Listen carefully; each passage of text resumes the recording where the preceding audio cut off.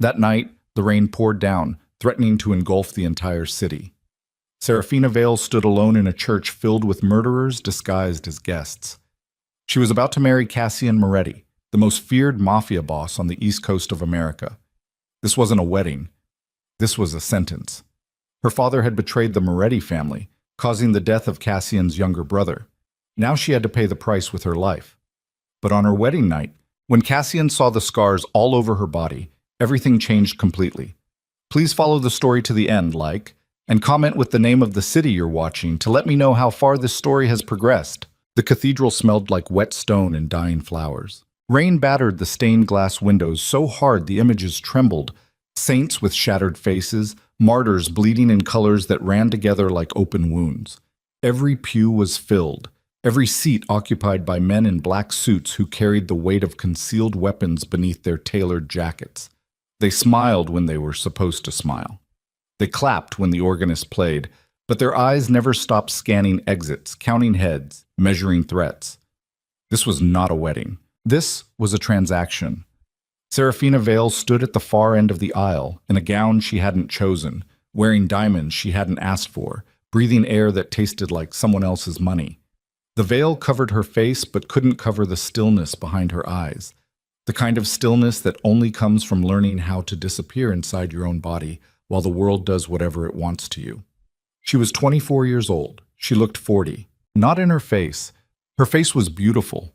Sharp cheekbones, dark eyes that held light without reflecting it, lips pressed together like she was always biting back something she'd regret. But her posture carried decades of damage. The way she held her shoulders, slightly forward, slightly hunched, as though expecting a blow that hadn't landed yet. The way her fingers curled inward when anyone stepped too close. The way she breathed, shallow, rationed, like oxygen was something that could be taken away. At the altar, Cassian Moretti waited. He stood with his hands folded behind his back, his jaw tight enough to crack teeth, his dark hair slicked away from a face that looked like it had been carved by someone who understood violence as an art form. He was 31, broad-shouldered, 6'2", with the kind of stillness that made rooms fall silent. Not because people respected him, because they feared what happened when he moved. Cassian Moretti ran the most powerful crime syndicate on the eastern seaboard. His name appeared in federal wiretaps, whispered in courthouse hallways, scratched into prison walls by men who'd crossed him and lived just long enough to regret it. He owned judges. He buried cops. He controlled shipping routes that moved enough product through the port of Newark to fund a small country's military budget. And right now, watching this woman walk toward him with dead eyes and a borrowed dress, he felt absolutely nothing. Good. That was the point. The officiant spoke quickly, nervously, his voice cracking on syllables he'd rehearsed 100 times. The vows were standard. The rings were cold. When Cassian lifted the veil, he looked into Serafina's face for exactly 2 seconds before pressing his lips against hers in a kiss that carried all the warmth of a closed casket. She didn't flinch. She didn't react. She kissed him back with the mechanical precision of someone who'd learned long ago that resistance only made things worse. The crowd applauded. Cassian's consigliere, Marco De Luca, leaned toward his boss as they walked back down the aisle. "That's it then," Marco murmured, adjusting his cufflinks. "Debt settled." "The debt isn't settled until I say it's settled," Cassian replied without looking at him. "Her father killed my brother. A ring on her finger doesn't erase that." "So what's the plan?" Cassian glanced sideways at his new wife, who walked 3 steps behind him like she'd been trained to do. "I'm going to take everything she has left, and I'm going to do it slowly enough that she feels every single piece of herself disappear." Marco studied him for a long moment, then looked away. He'd known Cassian since they were teenagers stealing cigarettes behind the loading docks in Red Hook. He'd watched Cassian evolve from a street-level enforcer into the coldest decision-maker in the organization. But something about tonight felt different. Something about the way Cassian said those words felt less like strategy and more like a man trying to convince himself. Marco kept that observation to himself. He'd survived this long by knowing when to shut up. The reception unfolded inside the estate's grand hall, a cavernous room with 40-foot ceilings, Italian marble floors, and chandeliers that cost more than most people's houses. Champagne moved through the crowd on silver trays carried by servers who'd been vetted, searched, and threatened into silence. A jazz quartet played standards that nobody listened to. Conversations hummed beneath the music, deals being finalized, alliances being tested, grudges being cataloged for later. Serafina sat at the head table and touched nothing. Not the champagne, not the food, not the napkin folded into a swan beside her plate.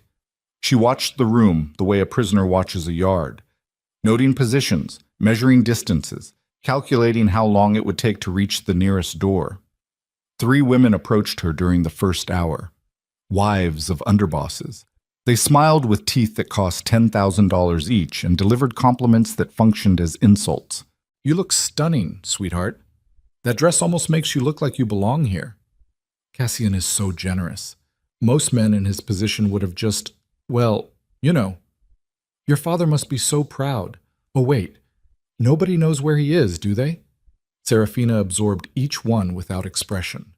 When the 3rd woman finished her little performance and walked away laughing, Serafina picked up her champagne glass, took a single sip, and set it down with a hand that didn't shake. But beneath the table, her left knee was trembling so hard she had to press her palm against it to stop. Nobody saw. Nobody was supposed to. By midnight, the estate had emptied. The musicians packed their instruments. The servers cleared the remnants of a celebration that had never actually been one. Rain continued hammering the windows with a fury that felt personal, like the sky itself was trying to get inside. Cassian stood in the master suite on the 3rd floor, loosening his tie in front of a window that overlooked the flooded garden below. The room was massive. King-size bed with black silk sheets, a fireplace that hadn't been lit, bookshelves lined with first editions he'd never read.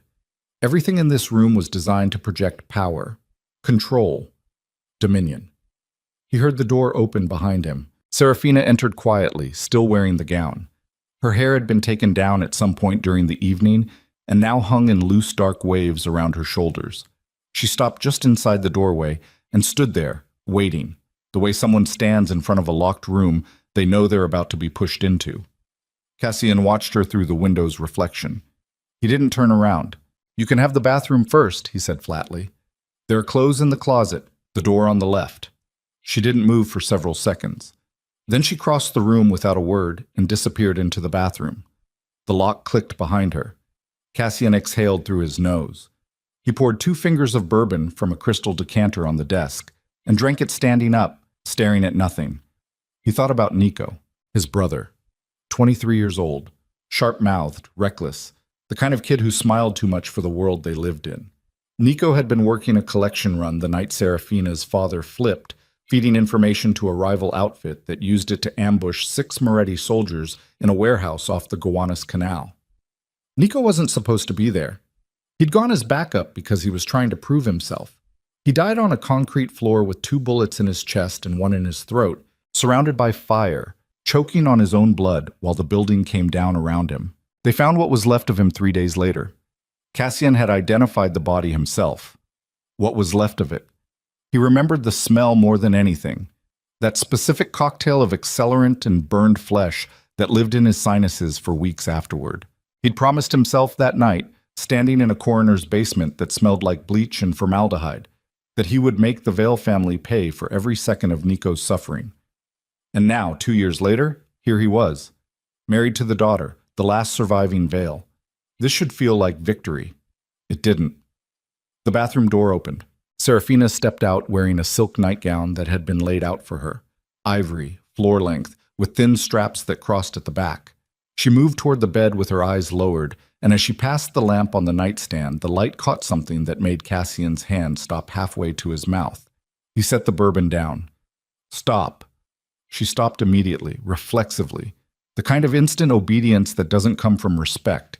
It comes from conditioning. Cassian's jaw tightened. He crossed the room in 3 strides and stood behind her. "Turn around." She didn't. Her breathing changed, faster, shallower, each inhale catching like a snag in fabric. Her fingers curled at her sides. "I said turn around." She turned slowly, keeping her eyes on the floor, and when the lamplight fell across her exposed back and shoulders, Cassian Moretti, who had watched men die, who had ordered executions without losing sleep, who had built an empire on blood and silence, felt something crack inside his chest. Scars, dozens of them. They covered her back in a lattice of raised white tissue and angry pink ridges, some thin as thread, others thick as rope. Cigarette burns dotted her ribs in clusters, perfectly spaced, almost geometric, like someone had used her body as an ashtray with the precision of a craftsman. Knife wounds ran along her shoulder blades in parallel lines that suggested not random violence but deliberate repeated punishment. Her left side carried a pattern of scarring that looked like it had been made by heated metal, a brand maybe, or a tool designed specifically for pain. These were not old injuries. Some of them were still healing. Cassian stared. His mouth opened, but nothing came out. He'd spent 2 years constructing a narrative. The Veils betrayed us. The Veils destroyed Nico. The last Veil must suffer. It was clean, simple.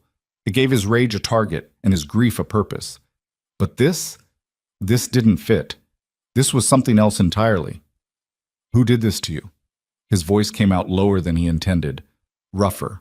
Not a demand, almost a plea. Serafina's chin lifted slightly. For the first time all night, something flickered behind her eyes. Not fear exactly, but something adjacent to it. Something that lived in the space between terror and defiance. "Does it matter?" she said. Her voice was quieter than he expected, hoarse, like she'd spent years either screaming or refusing to. "I'm asking you a question, and I'm telling you it doesn't change anything. You married me to punish me, so punish me. I've survived worse than you." The words hit him like a slap, not because they were cruel, because they were true. She stood there in a silk nightgown with a tortured body and dead calm eyes, and told him plainly, without trembling, that whatever he had planned, she'd already endured something he couldn't imagine. Cassian stepped back. His hands were shaking. He hadn't noticed until now. "Get in bed," he said roughly. "I'm sleeping in the study." He turned and walked toward the door without waiting for a response. His hand was on the handle when her voice stopped him. "Cassian." He paused but didn't turn around. "Your brother," she said carefully. "What happened to him was not my father's choice." Silence filled the room like smoke. "My father didn't betray your family. He was forced. And when he tried to stop it, they killed him for it. I know because I was there when they brought his body back in pieces." Cassian's grip on the door handle tightened until his knuckles turned white. His pulse hammered in his temples. Every instinct told him she was lying, manipulating, surviving, saying whatever she needed to say to gain an advantage. That's what people in their world did. That's what the Veils had done. But her voice didn't sound like manipulation. It sounded like someone who'd been carrying a truth so heavy it had crushed everything else out of her. He opened the door and walked out without a word. The study was cold. He didn't light the fireplace. He sat in a leather chair that smelled like old cigars and stared at the ceiling for 3 hours while rain hammered the windows and her words played on a loop inside his skull. "Your brother. What happened to him was not my father's choice." He pulled out his phone and called Marco. "I need everything you can find on Victor Draven," Cassian said. No greeting, no explanation. Silence on the other end. Then Marco's voice, careful, measured. "Draven? The arms dealer? What does he have to do with anything?" "That's what I'm trying to find out. Pull financial records, known associates, anything connected to the Veils going back 5 years. And Marco." "Yeah?" "Keep this between us. Nobody else hears that name until I say so." He hung up and sat in the dark. Outside, the storm showed no sign of stopping. Wind screamed through the estate's iron gates like something alive and furious, rattling the old windows in their frames. Somewhere in the house, a door slammed shut on its own. Cassian didn't sleep that night. He replayed every detail, the wedding, the reception, the mechanical way she'd kissed him, the precision of her silence, and those scars, layered, methodical, the work of someone who'd had unlimited time and complete control over another human being. That wasn't street violence. That wasn't a one-time event. That was captivity. By dawn, the rain had softened to a gray drizzle that hung over the estate like a veil. Cassian showered, dressed in a black shirt and slacks, and descended to the kitchen where his cook had already prepared breakfast. He ate standing up, 2 pieces of toast, black coffee, and was reviewing overnight security reports on his tablet when Serafina appeared in the doorway. She wore clothes from the closet, dark jeans, a long-sleeved black shirt buttoned to the throat despite the warmth of the house. No makeup, hair pulled back tight, She looked like someone dressed for an interrogation she expected to lose. "Sit down," Cassian said without looking up. She sat across from him at the marble island. The cook placed a plate in front of her, eggs, fruit, toast. She stared at it like it might be poisoned. "Eat," Cassian said. "I'm not hungry." "I didn't ask if you were hungry. I said eat." Something shifted in her expression, a micro flash of anger. There and gone so fast most people would have missed it, but Cassian caught it. He cataloged it, filed it away alongside every other fragment he was collecting. She picked up a fork and ate 3 bites of eggs, put the fork down, folded her hands in her lap. Cassian set down his tablet and looked at her directly for the first time since the previous night. "I'm going to ask you something, and I need a straight answer. No deflection, no riddles, just the truth. You won't believe it. Try me." She met his eyes, held them. He noticed for the first time that her irises weren't fully brown. They had flecks of amber near the center that caught the gray morning light and held it. "Victor Draven controlled my father for 3 years before the incident with your family," she said, her voice flat, clinical, like a doctor reading a chart. "He used my mother first. Threats, then actual violence. When that stopped working, he used me. I was 18 the first time they took me. I was 21 when they finally let me out. And only because Draven decided I was more useful married to you than locked in his facility." Facility. That's what they called it. A rehabilitation center in upstate Connecticut. Private, secluded, the kind of place where rich people send their problems to disappear. Except I wasn't being rehabilitated. I was being broken. Her hand stayed folded in her lap. Her voice didn't waver, but a vein in her neck pulsed visibly, and her jaw muscles flexed with each sentence like she was physically chewing through the words. Cassian leaned back in his chair. "Why should I believe any of this?" "Because you already checked the name. You called someone last night. Marco, probably, and asked about Draven, which means something I said got under your skin enough to make you look." He stared at her. She stared back. Neither blinked. "Draven orchestrated everything," Serafina continued. "The information leak that got your soldiers killed, the fire at the warehouse, your brother's death. My father was the instrument, but Draven was the hand. And when my father tried to come clean, tried to warn your family, Draven had him dismembered and delivered to 3 different locations in garbage bags." The kitchen went silent. Even the ambient hum of appliances seemed to recede. "I know because Draven made me watch the photographs," she said, one by one, as a lesson about what happens when people try to leave. Cassian's phone buzzed on the counter. He didn't touch it. "What does he want?" Cassian asked quietly. "War. Between you and every other family on the coast. He sells weapons, Cassian. Conflict is his business model. The more crime families destroy each other, the more hardware they buy, the more territory he claims when the smoke clears. You're not his enemy. You're his customer. You just don't know it yet." The phone buzzed again. This time Cassian glanced at the screen. Marco's name. A single text. "You need to see this. Not on the phone. In person. Now." Cassian pocketed the phone and stood. He looked down at Serafina with an expression she couldn't read. Something between suspicion and something dangerously close to recognition. "Stay in the house," he said. "Don't answer the door. Don't use the phone. My men are outside. They'll make sure nobody gets in." "Are they keeping people out?" she asked. "Or keeping me in?" He didn't answer. He pulled on a black overcoat, checked the handgun holstered beneath his left arm, and walked out through the service entrance where an armored SUV idled in the drizzle. Marco was waiting in the back seat, his face the color of wet cement.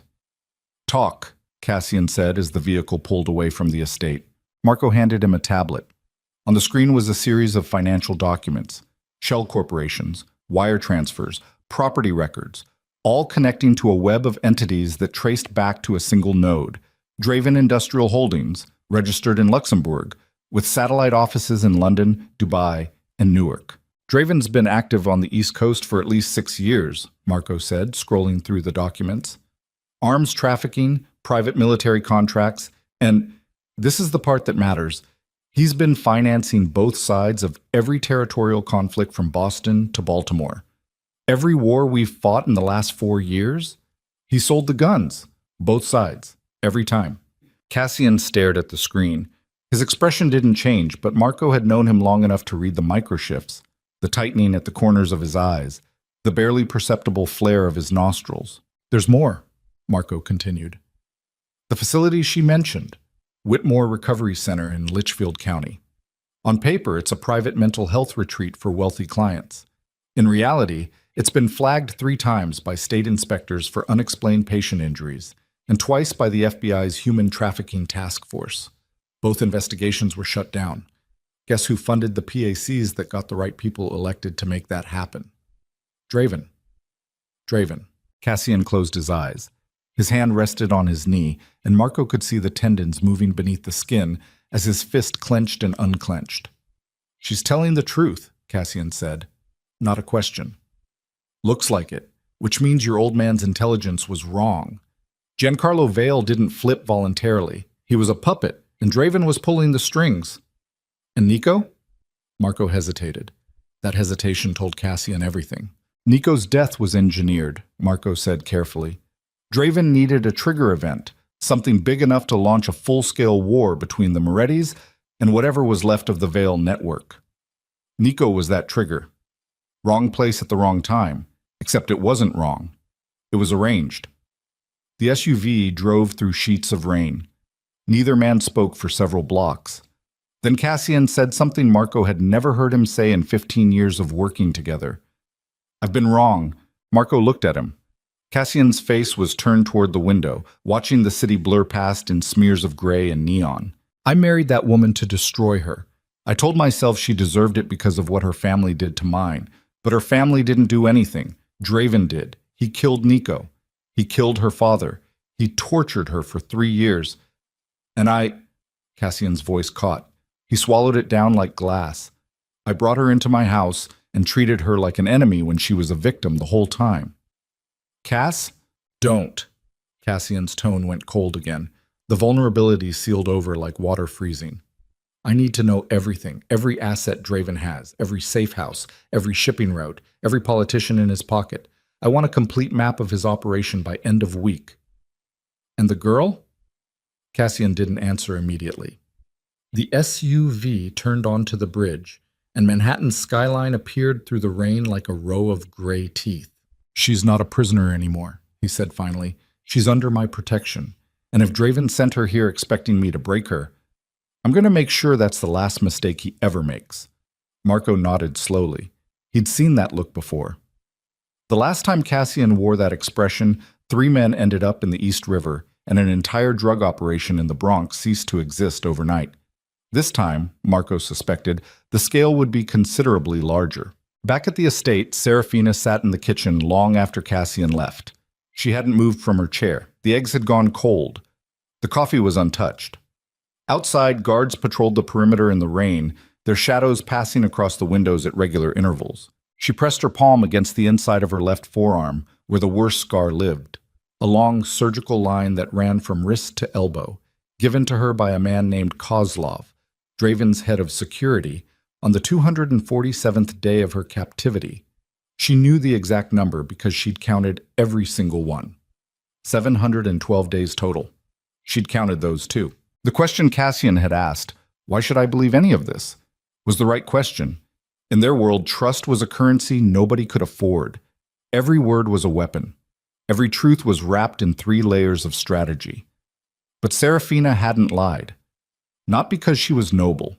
Not because she was brave. Because after 712 days in a room with no windows and a man who punished her for breathing too loudly, she had made herself a single promise. If she ever got out, she would never hide behind a lie again. The lies hadn't protected her. The silence hadn't saved her. The compliance hadn't spared her a single scar. So she'd told Cassian the truth. All of it. And now she was sitting in a dead man's kitchen, because that's what her father was, dead, dismembered, scattered, waiting to find out if the most dangerous man she'd ever met would use that truth to help her or use it against her. She heard footsteps outside the kitchen door. Heavy. Male. One of the guards. The footsteps paused. Then a voice. Low, unfamiliar, speaking into a phone in a language she recognized immediately. Not Italian, not English. Russian. Serafina's blood turned to ice. Draven's men spoke Russian. She stood slowly, silently, every muscle in her body switching from stillness to survival mode with a precision that had been beaten into her over 2 years of captivity. She moved to the kitchen service corridor, pressed herself against the wall, and listened. The voice spoke again, closer now, just outside the door. 3 words she caught through the wood. Confirmation, tonight, the wife. Serafina's heart hammered against her ribs. Her hands were shaking, but her mind was perfectly, terrifyingly clear. Draven already had someone inside the estate, and whatever was coming, it was coming tonight. Serafina didn't breathe. She pressed her spine flat against the cold plaster wall of the service corridor. Her bare feet silent on the tile, her fingers splayed against the surface behind her like she could melt into it if she pushed hard enough. The kitchen was 12 feet away. The voice on the other side of the door was closer. Maybe 6 feet, maybe less, and still speaking in low-clipped Russian that she caught in fragments through the wood grain. Перемещение подтверждено.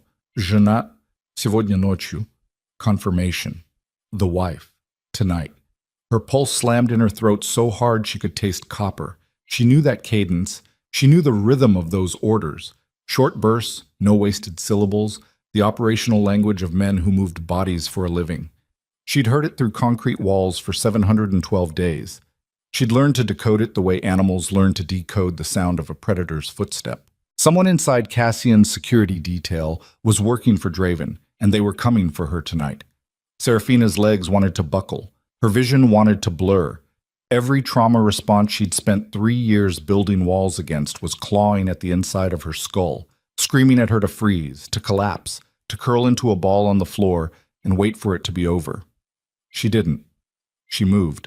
She crossed the service corridor in 4 silent steps, found the back staircase that led to the second floor, and climbed it without making a sound. The carpet absorbed her footsteps. The house was massive, old, full of blind spots and dead zones where surveillance cameras didn't reach. She'd mapped every one of them during the wedding reception, not because she'd planned to escape, but because she couldn't stop herself. It was reflex, survival architecture.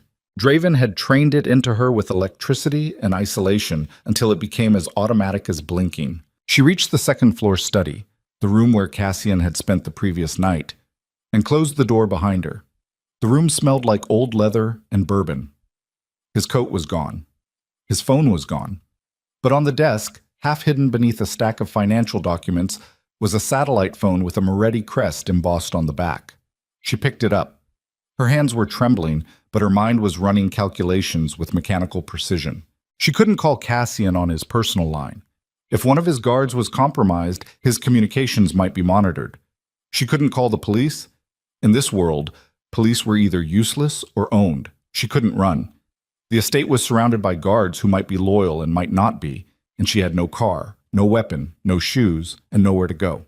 So she did the only thing left. She memorized every number in the satellite phone's recent call log, 7 numbers total, including Marco's. And then she put the phone back exactly where she'd found it, adjusted the documents to their original position, and left the study. She went back to the kitchen. She sat in the same chair. She picked up the cold fork and took a bite of the cold eggs. And she waited. Cassian returned to the estate at 4:17 in the afternoon. The drizzle had stopped, but the sky stayed the color of gunmetal, pressing down on the city like a lid. He came through the front entrance, flanked by Marco and 2 soldiers carrying black duffel bags that clinked with hardware. His face was unreadable. The default mask of a man who'd spent the last 6 hours processing information that had rearranged the architecture of his entire world. He found Serafina in the library on the second floor. She was sitting in a high-backed chair near the window, reading a book she wasn't reading, her eyes tracking the same line of text over and over without registering a word. "We need to talk," he said from the doorway. "Close the door first." He studied her for a moment. Something in her voice, tighter than this morning, wound one turn past careful, made him step inside and pull the door shut. "You have a problem," she said before he could speak. "One of your guards is working for Draven." Cassian's expression didn't change, but his weight shifted forward onto the balls of his feet. A fighter's reflex, the body preparing for contact before the mind decides whether to swing. "What did you hear?"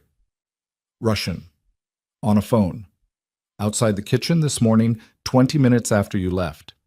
3 words I'm sure of. Confirmation, tonight, the wife. That's me, in case you were wondering. I know what the wife means. Then you know we have about 8 hours before whatever's planned goes active. Cassian crossed the room and stood at the window beside her, looking out at the grounds. 6 guards were visible from this angle, 4 on the perimeter, 2 at the main gate. He knew each of them by name. He'd vetted them personally. He'd trusted them with his life, his mother's life, the operational security of everything the Moretti family had built over 4 decades. Now one of them was a traitor. How many guards rotate through the estate? Serafina asked. 14 on the day shift, 8 at night. How many speak Russian? Cassian turned to look at her. The question was precise, surgical, the kind of question an intelligence officer would ask. Not a victim, not a frightened bride hiding behind cold eggs in a silk nightgown. 3, he said. Yuri Petrov, Alexei Volkov, and a new hire, Dima Sorin, transferred from our Newark warehouse 6 weeks ago. 6 weeks ago, right before the wedding was finalized. The implication landed between them like a dropped knife. Sorin was brought in by Tommaso, Cassian said, naming his head of estate security. Tommaso vouched for him personally. Then either Tommaso was fooled or Tommaso is compromised too. Cassian's jaw clenched hard enough that Serafina could see the muscles cord beneath his skin. She recognized the look. Not anger, not yet. Something colder. The expression of a man recalculating every equation he thought he'd already solved. I'm not going to sit here and wait for them to come, Serafina said. If you want me alive, and I'm starting to think you might, though I'm not entirely sure why, then I need you to listen to me. I'm listening. Draven doesn't do single-point operations. He never sends 1 man when he can send 5. If there's a mole in your guard detail, there's also a contingency team staged somewhere nearby, close enough to breach the estate within minutes of getting the signal. Draven likes warehouses, industrial parks, anywhere with loading docks and multiple exit routes. The shipping district south of here would be my guess. You sound like you've been planning operations for him. I sound like someone who spent 2 years memorizing every pattern of a man who tortured me for fun. I know how he thinks because he carved it into me, literally. Silence. The kind that hums. Cassian pulled out his phone and called Marco. Get to the estate. Bring Enzo and the Rossi brothers. Side entrance. Don't talk to any of the guards on the way in. He hung up and looked at Serafina. Really looked at her. Not with suspicion, not with the performative coldness he'd maintained since the altar, but with something raw. She was sitting in a leather chair with her knees drawn slightly together, her back straight, her hands perfectly still on the armrests. Composed. Alert. Operating on a frequency most people never reach because most people never have to. You could have run this morning, he said, while I was gone. You could have stolen the satellite phone in my study and called someone. You could have tried to disappear. I considered it. Why didn't you? She met his eyes. That amber fleck caught the gray light again. Because Draven has people everywhere. Every city, every port, every airport. I could run, and he'd find me in 72 hours. I know because I tried once before. Day 406. I made it 3 miles from the facility before his team picked me up. The punishment lasted 11 days. Oh, right, just... She paused. Her voice didn't crack, but something behind it did. A hairline fracture in the architecture of her composure. 11 days without light, without food, without anyone speaking to me. Just a room and the sounds of my own breathing and the knowledge that eventually the door would open and it would start again. Cassian's hand found the windowsill. He gripped it until the wood creaked. So no, she continued, I didn't run. Running doesn't work. The only thing that works is what you're already thinking about doing, taking Draven apart piece by piece until there's nothing left of him to be afraid of. And you want to help with that. I don't want to help. I need to help, because I'm the only person alive who knows the inside of his operation, his network structure, his financial architecture, the names of the men who guard his properties, and the schedules they keep. I memorized all of it, every piece. Because when you're locked in a building for 2 years with nothing to do but survive, you learn everything you can about the man holding the key, Marco arrived 40 minutes later with three men who moved through the estate's side entrance like shadows. Quiet, armed, eyes scanning every corner. They assembled in the basement, a reinforced room beneath the wine cellar that Cassian used for conversations he didn't want recorded. The room was concrete, poorly lit, and smelled like damp stone and gun oil. A single table sat in the center, surrounded by mismatched chairs. Marco spread documents across the surface. Satellite images, financial records, communication intercepts. Enzo Moretti, Cassian's cousin and chief enforcer, stood against the wall with his thick arms crossed and his face arranged in its permanent expression of skeptical hostility. Serafina entered the room last. Every man except Cassian stiffened. Enzo spoke first. "Why is she here?" "Because she knows more about Draven than anyone at this table," Cassian said. "She's a Vale. She's my wife." "Since when does that mean anything?" "Since now. Sit down and shut up, Enzo." Enzo didn't sit. He stared at Serafina with open distrust, the thick-necked, heavy-browed glare of a man who measured people by bloodline and found hers wanting. Serafina stared back without blinking. She'd been stared at by worse. "Tell them," Cassian said to her. "Everything you told me, start with the facility." She did, methodically, precisely, without emotion or embellishment. She described the layout of Draven's Connecticut facility. 3 buildings, underground levels, a medical wing where sedation was used as punishment. She described his security protocols, rotating 6-man teams, biometric locks, communication blackouts during treatment periods that lasted weeks. She described his financial architecture, shell companies layered through Luxembourg, the Caymans, and the UAE, with legitimate front operations including a private equity firm, a shipping logistics company, and a chain of high-end rehabilitation centers. When she finished, the room was silent. Marco spoke first. "How do we verify any of this?" "The Whitmore Recovery Center in Litchfield County," Serafina said. "You've already pulled records on it. I know because Cassian wouldn't be sitting here listening to me if Marco hadn't found something that corroborated what I said this morning." Marco glanced at Cassian. Cassian nodded once. "She's right," Marco said reluctantly. "The facility checks out. FBI flagged it twice. Both investigations buried. And the financial trail. The shell companies she's describing match what I pulled from the Panama database this afternoon. She's not making this up." Enzo grunted. "Or she's been fed exactly the right information to make us trust her. Classic Draven play. Send the weapon in gift wrapping." "If I were Draven's weapon," Serafina said, turning to face Enzo directly, "you'd already be dead. I've been inside this estate for 20 hours. I've identified your camera blind spots, your shift change gaps, and the fact that your perimeter team doesn't sweep the East Garden wall because the motion sensors there have been broken for at least a week, and nobody's fixed them. If I wanted to let someone in, I could have done it 6 times over." Enzo's face darkened. He took a step toward her. Cassian's voice cut the room like a blade. "Enzo, back up." Enzo stopped. His nostrils flared, but he stepped back. "The immediate problem," Serafina continued, as if nothing had happened, "is the mole. I believe it's Dima Soren, transferred to estate security 6 weeks ago, speaks Russian, arrived through a channel that Draven likely compromised months before the wedding. If Soren is reporting to Draven, then Draven knows the estate layout, the guard rotations, and probably the location of this room." "This room is swept daily," Marco said. "Then sweep it again, right now, while I'm talking." Marco hesitated, then pulled a signal detector from his bag and began running it along the walls. The room went quiet except for the faint electronic whine of the device. 30 seconds later, it beeped. Marco's face went white. He crouched beneath the table and peeled a small black disc from the underside of the center support beam. A transmitter, professionally placed, the kind that cost $5,000 and could broadcast encrypted audio to a receiver within a 2-mile radius. Everyone in the room stared at the disc in Marco's palm. "How long has that been there?" Cassian asked. His voice was barely above a whisper, but the temperature in the room dropped 10 degrees. "I don't know," Marco said. "This room was last swept 4 days ago. It was clean." "Soren had access to the basement 2 days ago," Enzo said, his hostility toward Serafina suddenly redirected.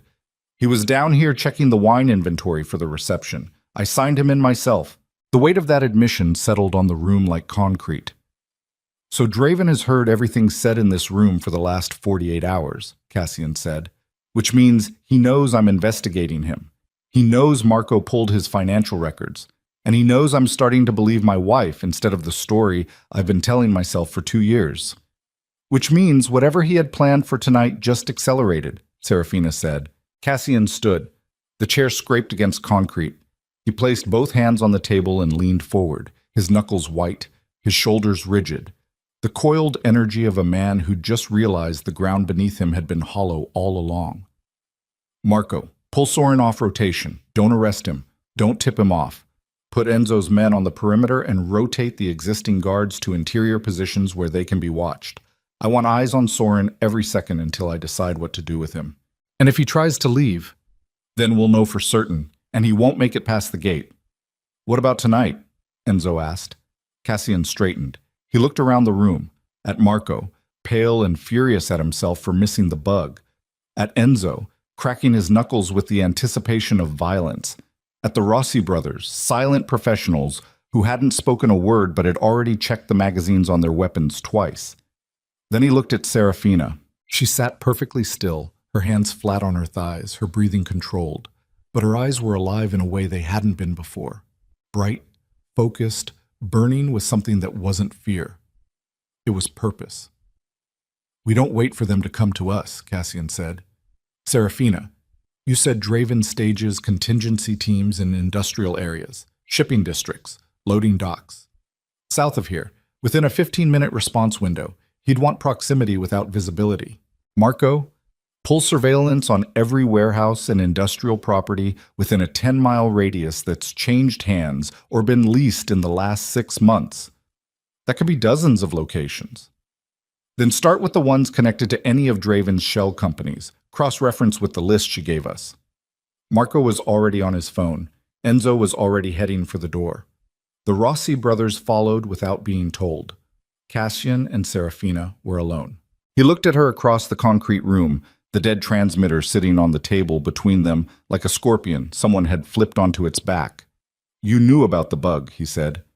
Not a question. "I suspected. Draven always bugs the room where decisions are made. It's his signature. He doesn't need to be in the room if he can listen to it. You could have told me privately, before the meeting.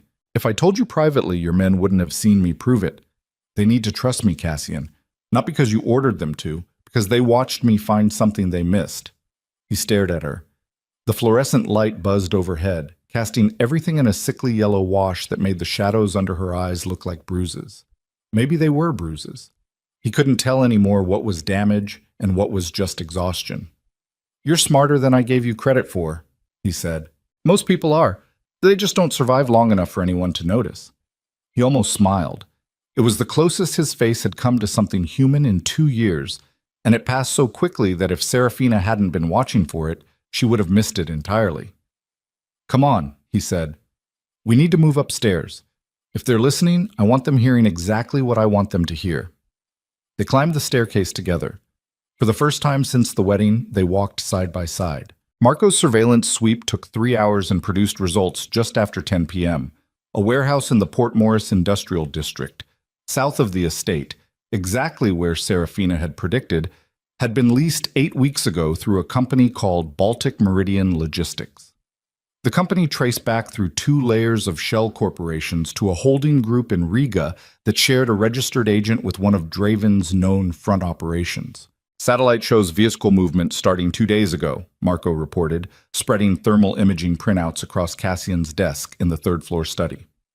"At least 6 vehicles, SUVs, cargo vans, and heat signatures consistent with 10 to 15 personnel. Weapons? Impossible to tell from thermals, but given Draven's profile, yeah, heavily armed." Cassian studied the images.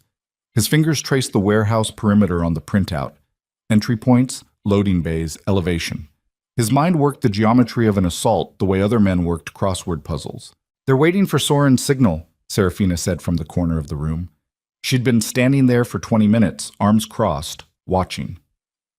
"Once Soren confirms the estate's defenses are in a specific configuration, probably during the 2 a.m. shift change, the team moves. Breach the perimeter, neutralize exterior guards, and enter through the east garden wall where the motion sensors are down. You said you could have let someone in 6 times over, Cassian said, glancing up from the printout. Were you exaggerating? I don't exaggerate. I survive. He held her gaze for 3 seconds, then turned back to Marco. Here's what we're going to do. We let Soren send his signal. Marco's head snapped up. What? We let him think everything's going according to plan. Normal shift change at 2 a.m., guards in their usual positions. East wall unrepaired. But instead of the normal overnight crew, I want Enzo's team hidden in the garden, the east wing, and the service corridors. Full loadout, suppressed weapons, night vision. You want to ambush Draven's team inside our own estate? I want to annihilate Draven's team inside our own estate, and I want one of them alive, preferably the one giving orders. Marco ran a hand over his face. He looked like a man aging in real time. Cass, if this goes wrong, if they come heavier than we expect, it won't go wrong. You don't know that. I know, Draven. Serafina's voice cut through the room. Both men turned. She stepped forward into the light, and for the first time Cassian saw something in her posture that he recognized, not from victims, not from survivors, but from soldiers. The squared shoulders, the level chin, the eyes that had stopped looking for exits and started looking for targets. He'll send 12 men, she said. 3 fire teams of 4, standard Draven deployment for a residential breach. They'll enter in 2 waves, first team through the east wall, second through the service entrance, third held in reserve outside the main gate. They'll be equipped with suppressed submachine guns, body armor, and flash grenades. Their primary objective is extraction, me, and their secondary objective is elimination, you. And you know this because? Because I've seen him do it before. Twice. Both times the target thought they were safe inside their own house. Both times Draven's team was inside within 4 minutes. What happened to those targets? Serafina's jaw tightened. They're dead. The room absorbed that like stone absorbing rain. But those targets didn't know he was coming, she said. We do, and that changes everything. Cassian looked at his wife, the woman he'd married to destroy, the woman whose scars he'd discovered 24 hours ago. The woman who was now standing in his study delivering tactical assessments with the calm precision of someone who'd walked through fire so many times it stopped burning. You're not staying in the house during the assault, he said. Absolutely not. I'm putting you in the safe room, 3rd basement level. Steel door, independent air supply, communications array. You'll be able to monitor everything from there. I'm not hiding in a box while other people fight my war. This isn't a discussion. You're right, it's not. Because if Draven's team gets past your men, and there's a chance they will, they'll cut through that safe room door in 20 minutes with the equipment they carry. And then I'll be exactly where Draven wants me, cornered, alone, and waiting. Cassian's fist hit the desk hard enough to rattle the lamp. The printouts jumped. Marco flinched. Serafina didn't. I am not going to lose you to him, Cassian said, and the words came out before he could catch them. Raw, unfiltered, stripped of every layer of control he'd spent his entire life building. Not a strategic statement, not a tactical calculation. Something worse. Something true. The room went completely still. Serafina looked at him. For one long, terrible moment, her composure cracked.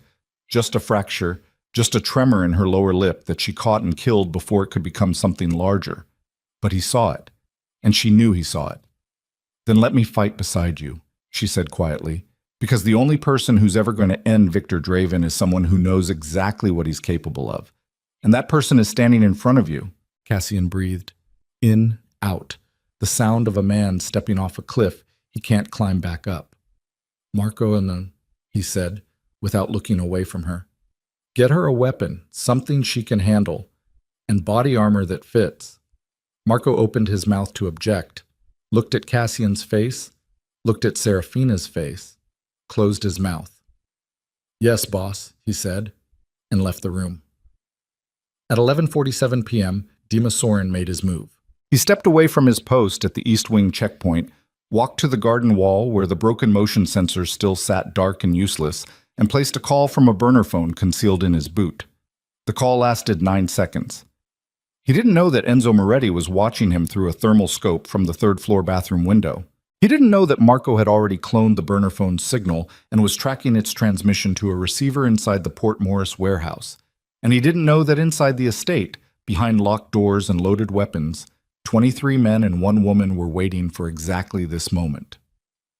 At 12:15 a.m., 3 black SUVs pulled out of the Port Morris warehouse and turned north toward the Moretti estate. Serafina stood in the second-floor corridor wearing body armor 2 sizes too large, a 9mm pistol holstered at her hip, and an expression that Cassian would remember for the rest of his life. Not fear, not rage, not the blank dissociation of someone reliving their trauma. Readiness. The readiness of a woman who had spent 712 days being broken and was now, finally, about to break something back. Cassian checked his weapon, checked hers. Their eyes met in the dim hallway light. "Whatever happens tonight," he said, "you stay behind me." "Whatever happens tonight," she replied, "you don't die, because I'm not done needing you yet." It was the closest either of them had come to saying what was building between them. This volatile, impossible, blood-soaked thing that had no name and no right to exist. Outside, headlights appeared through the rain. 3 vehicles, moving fast. Lights killed at the property line. Cassian pressed his earpiece. "All positions hold. Nobody fires until I give the word." The estate went dark, and somewhere in the black, wet distance, the sound of car doors opening, 1, 2, 3, 4, 5, carried across the grounds like the clicking of a detonator. The first team came over the east wall at 12:22 a.m. Cassian heard them before he saw them. The soft compression of boots on wet grass, the barely there scrape of a gloved hand gripping old stonework, the specific quality of silence that only exists when multiple men are trying very hard to make none. He pressed his back against the interior wall of the East Wing corridor, 2 floors up, and watched through the window as 4 shapes dropped into the garden below, with the fluid economy of men who'd done this many times before. Body armor, suppressed weapons, face masks, moving in a tight diamond formation toward the service entrance, right where Serafina said they'd come. "First team in the garden," Enzo's voice crackled through the earpiece. 4 men, confirmed." "Hold," Cassian said. "Second team at the service entrance, Marco. 3 men. Wait. 4. 4 men." Serafina stood 3 feet to Cassian's left, pressed against the same wall, her breathing so controlled it barely registered as sound. He could feel the heat coming off her in the cold corridor. Not warmth exactly, more like the specific radiation of a body running hot on adrenaline and something older, something that had been waiting years for exactly this. "Third team?" Cassian murmured into the earpiece. "Still outside, main gate. I count 3 vehicles, 2 men per vehicle holding position." A pause. "Cass, that's 14 men total. She called it exactly." Cassian glanced at Serafina. She wasn't looking at him. Her eyes were fixed on the garden below, tracking the 4 shapes moving through the rain-soaked lawn with the focused intensity of someone performing a calculation that had no margin for error. "Take the first team," Cassian said into the earpiece. "Clean and quiet. No shots if possible. I want bodies, not noise." What happened in the garden took 11 seconds. Enzo's team materialized from the shadows at the edges of the lawn, from behind hedgerows, from the service alcoves, from beneath the cedar trees that lined the east wall. The ambush was textbook. 4 men dropped in 11 seconds, subdued with the kind of disciplined violence that leaves people breathing but immobile. No shots fired, no noise beyond the dull thud of bodies meeting wet grass. The service entrance team lasted 9 seconds. 2 teams down, Marco reported. All subjects alive. Soren? Soren's in the garden, Enzo said. I've got him. Don't touch him yet, Cassian said. I need him talking. He moved from the window, and Serafina fell into step beside him. They descended the staircase together. Her on his left, slightly behind, one hand resting near the holstered 9mm. He didn't tell her to stay. She didn't ask for permission. The understanding between them had developed in the previous 18 hours with the wordless speed of 2 people who've discovered they think in the same survival language. The garden was cold and wet and smelled like cut grass and gun oil. Enzo had the 8 subdued men arranged in 2 rows, zip-tied, and face down on the lawn. His people stood over them with weapons leveled. The only sounds were rain dripping from the cedar branches and the ragged breathing of men who'd expected to be the ambush and ended up being the ambushed. Soren was at the end of the second row. Enzo had a boot on his back. Cassian crouched down and gripped Soren's hair, pulling his head back far enough to see his face. Soren was mid-30s, blunt-featured, with the kind of eyes that gave nothing away by default. He wasn't panicking. He wasn't begging. He was calculating. "Who else is inside?" Cassian asked. Soren said nothing. "The reserve team at the gate. When they don't get Soren's confirmation signal, they'll either breach or run. Which is it?" Soren's eyes cut sideways. Micro-movement, involuntary. "They'll breach," Serafina said from behind Cassian. "Draven's standing orders for failed operations are scorched earth. If the extraction team goes silent, the reserve team doesn't abort. They escalate." Cassian released Soren's hair and stood. "Marco, take the reserve team.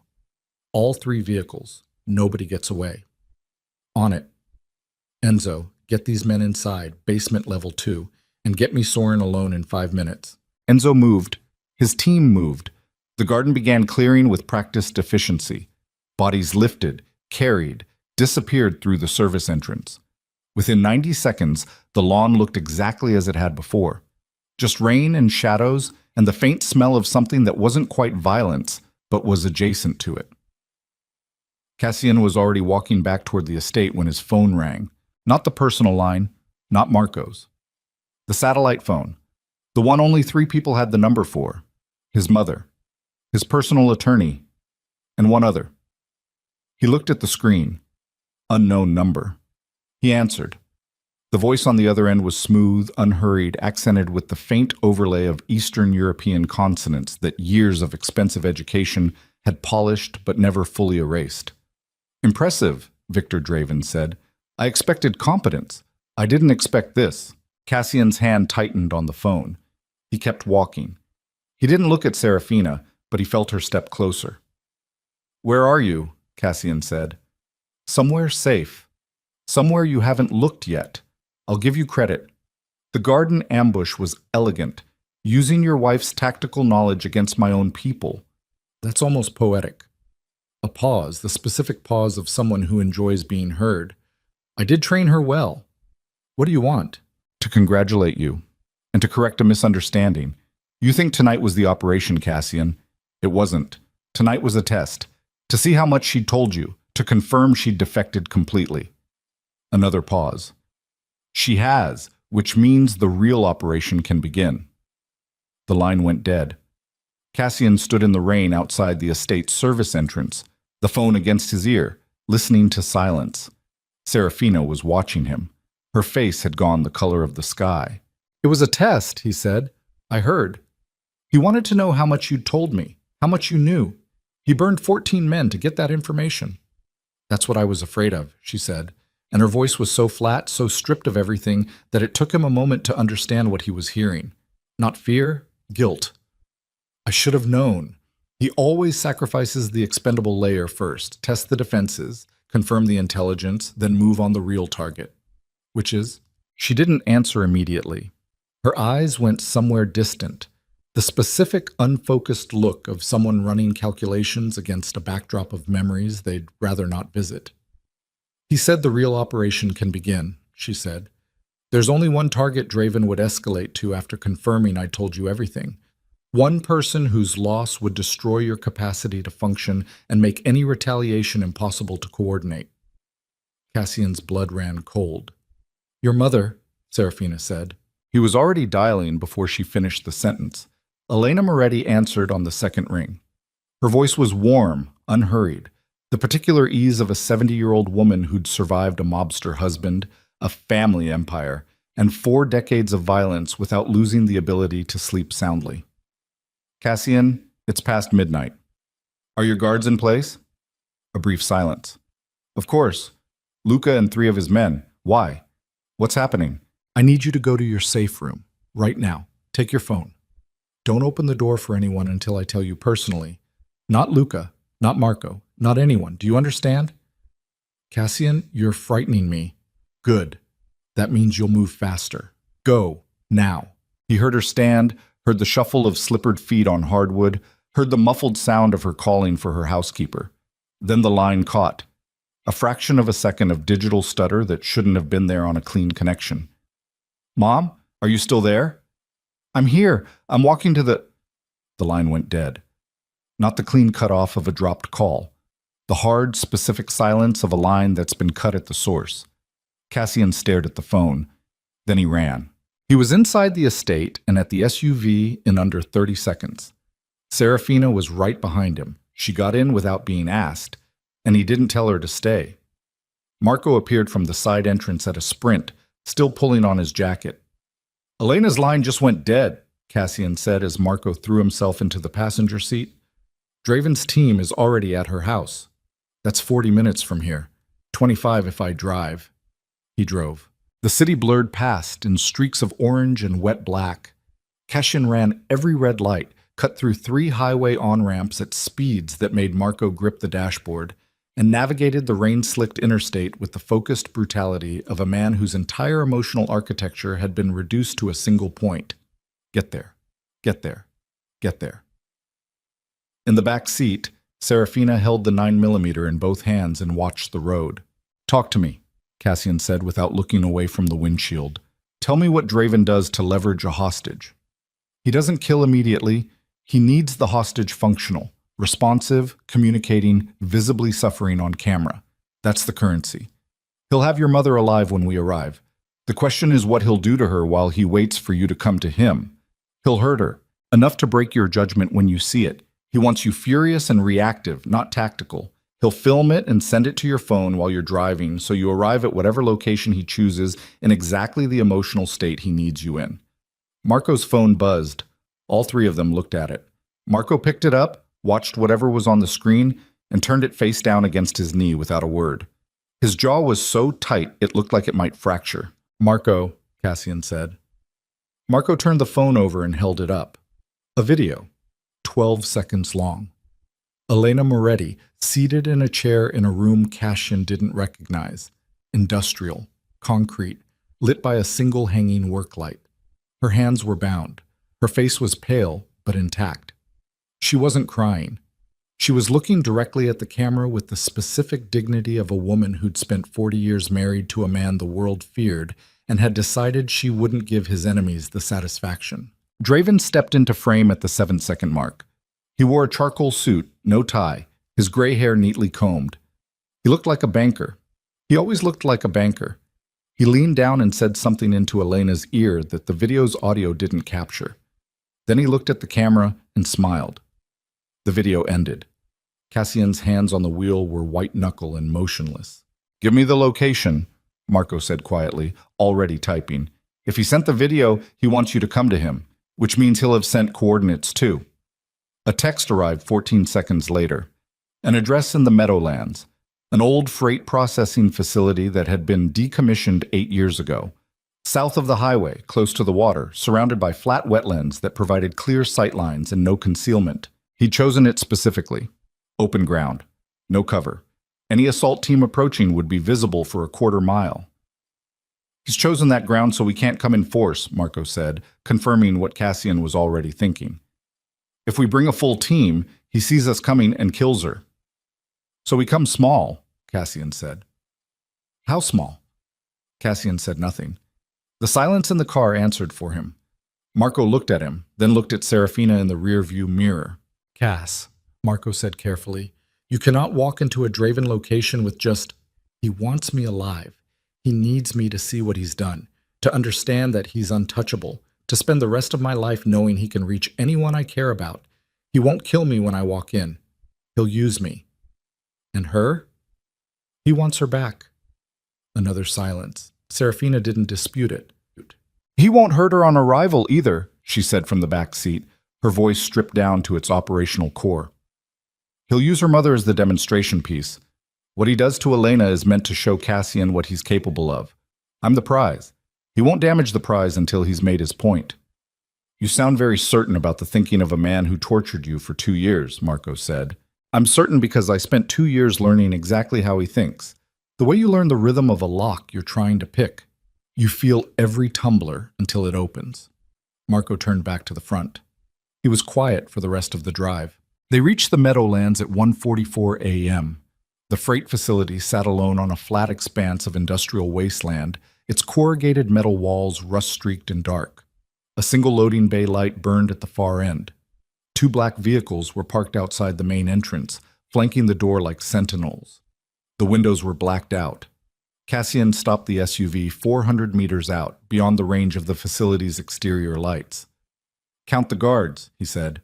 Marco used a monocular. 2 outside the main entrance. Probably 2 more on the rear. Could be more inside. Draven will have between 4 and 8 personal security.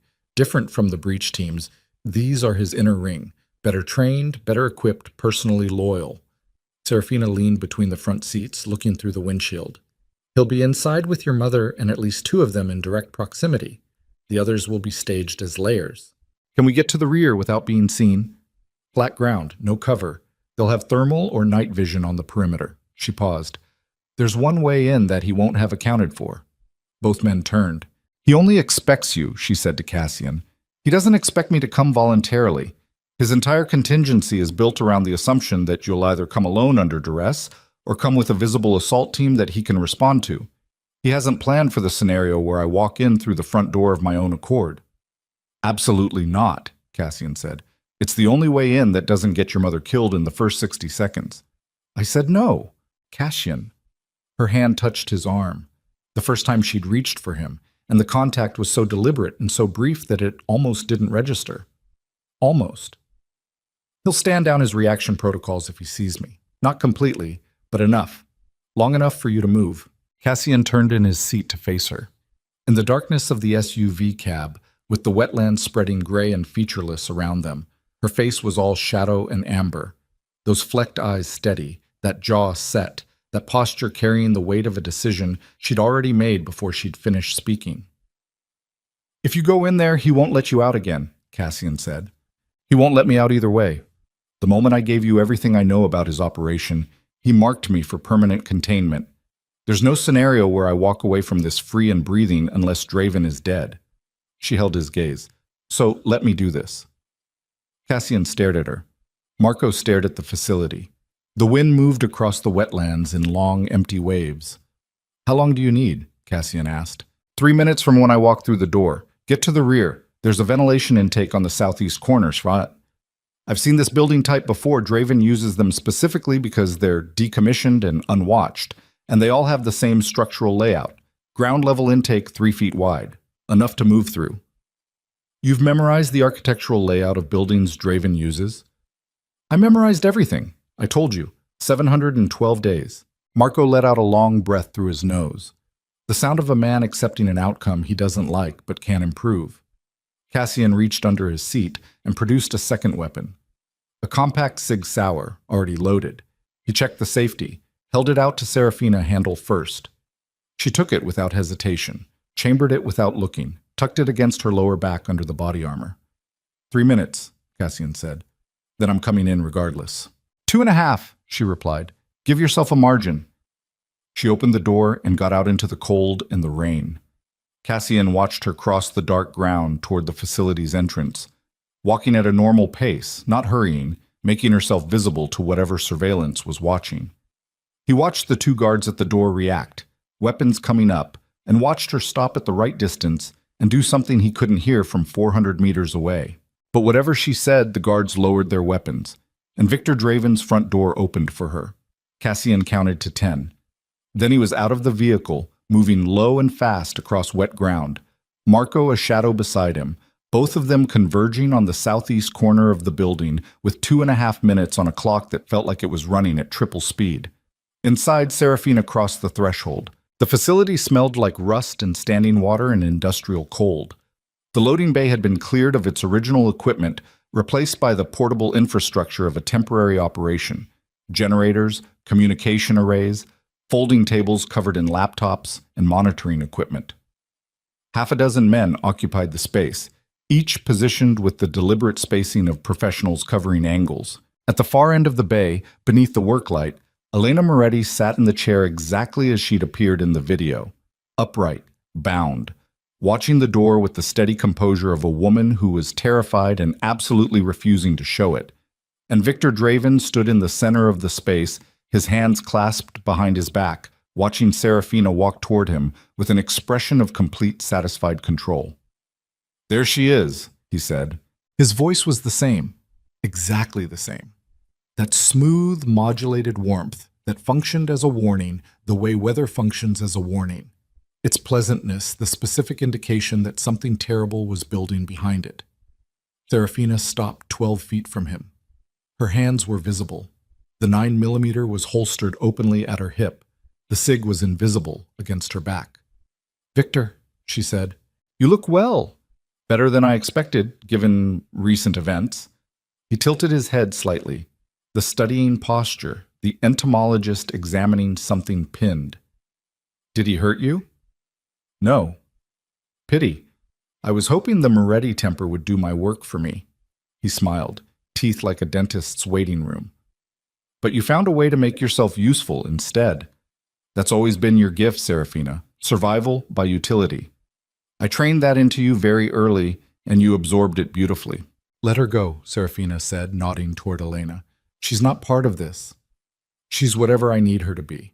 Currently, she's an invitation. You accepted it, which means she's served her purpose, more or less." He paused, studying Serafina's face with the precision of a man reading a document he helped write. "You came alone." "Yes." "No, you didn't." The temperature in the room changed. "Your husband is 3 minutes behind you," Draven said. "Probably at the southeast corner by now, looking for the ventilation intake that every building of this type has at ground level. I know because I know you. I know everything you memorized about my operational patterns, and I know you'd use every piece of it the moment you had someone capable enough to act on it." He took a step toward her. "I built you, Serafina. I know exactly how you think.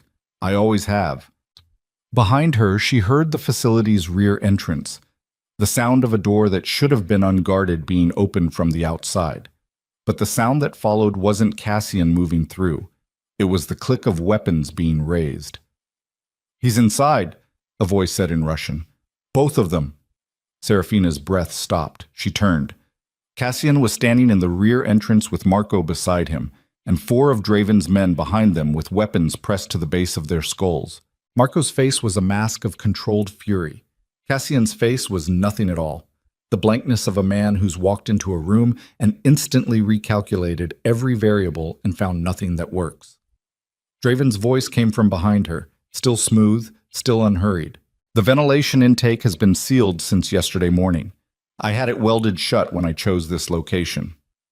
Because I chose this location knowing you would tell him exactly what you'd tell him." He moved into Serafina's peripheral vision, his hands still clasped behind his back, his posture the obscene ease of a man who's never lost. "I didn't send 14 men to your estate to breach it, Serafina. I sent them to lose, in exactly the way you'd predict, so that you would feel useful, so that he would trust you, so that when I offered you the bait of this facility, you would bring him here willingly." The room seemed to contract. Every detail she'd offered, every tactical calculation, every pattern she'd claimed to know, used, not by Cassian against Draven, by Draven against Cassian. "The bug in the basement was placed 2 weeks ago," Draven continued, stopping beside her now, close enough that she could smell his cologne, cedar and something chemical underneath, like a clean room. "I've heard every conversation in that house since before the wedding. I didn't need you to tell me what you knew. I needed to hear you tell him, because the only way to get Cassian Moretti to walk into an open-ground killing field in the middle of the night is to convince him it was his plan." Serafina's hands were shaking, not from fear, from something worse, the specific, annihilating feeling of being the instrument of destruction aimed at the only person who'd looked at her as something other than a problem to be managed. Across the room, Cassian looked at her. His eyes moved from her face to Draven's proximity to her, back to her face. And in the fraction of a second before his expression sealed over into operational blankness, she saw it. Not accusation, not betrayal, something far worse. Understanding. He understood she hadn't known. And he understood that it didn't matter. "Sit down," Draven said to Cassian, gesturing to the second chair that had been set beside Elena's. "Both of you." His men pushed Cassian and Marco forward. Cassian walked without resistance, his body absorbing the handling with a stillness that was more frightening than struggle, and when he passed within 6 feet of Serafina, Their eyes met for one suspended second. He didn't look away. Neither did she. In that look was everything. The 24 hours that had compressed a lifetime of damage and walls and slow, impossible renegotiation into something that had no word for it yet, but was already too large to survive losing.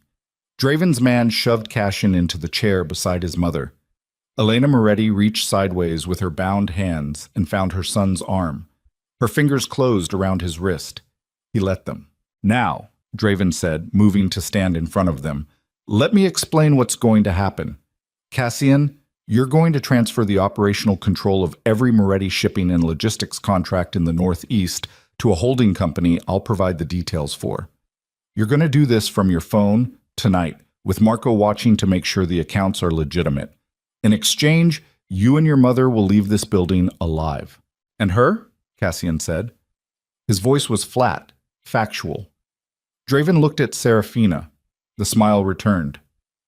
"She comes home," he said simply. The word dropped into the room like something dead. Cassian's jaw tightened.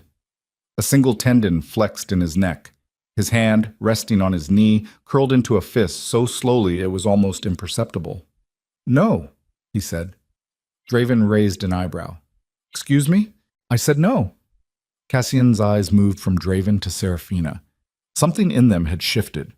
Not the operational blankness, not the performative coldness he'd worn since the wedding. Something that had been building quietly for 24 hours and had apparently reached the point where the container couldn't hold it.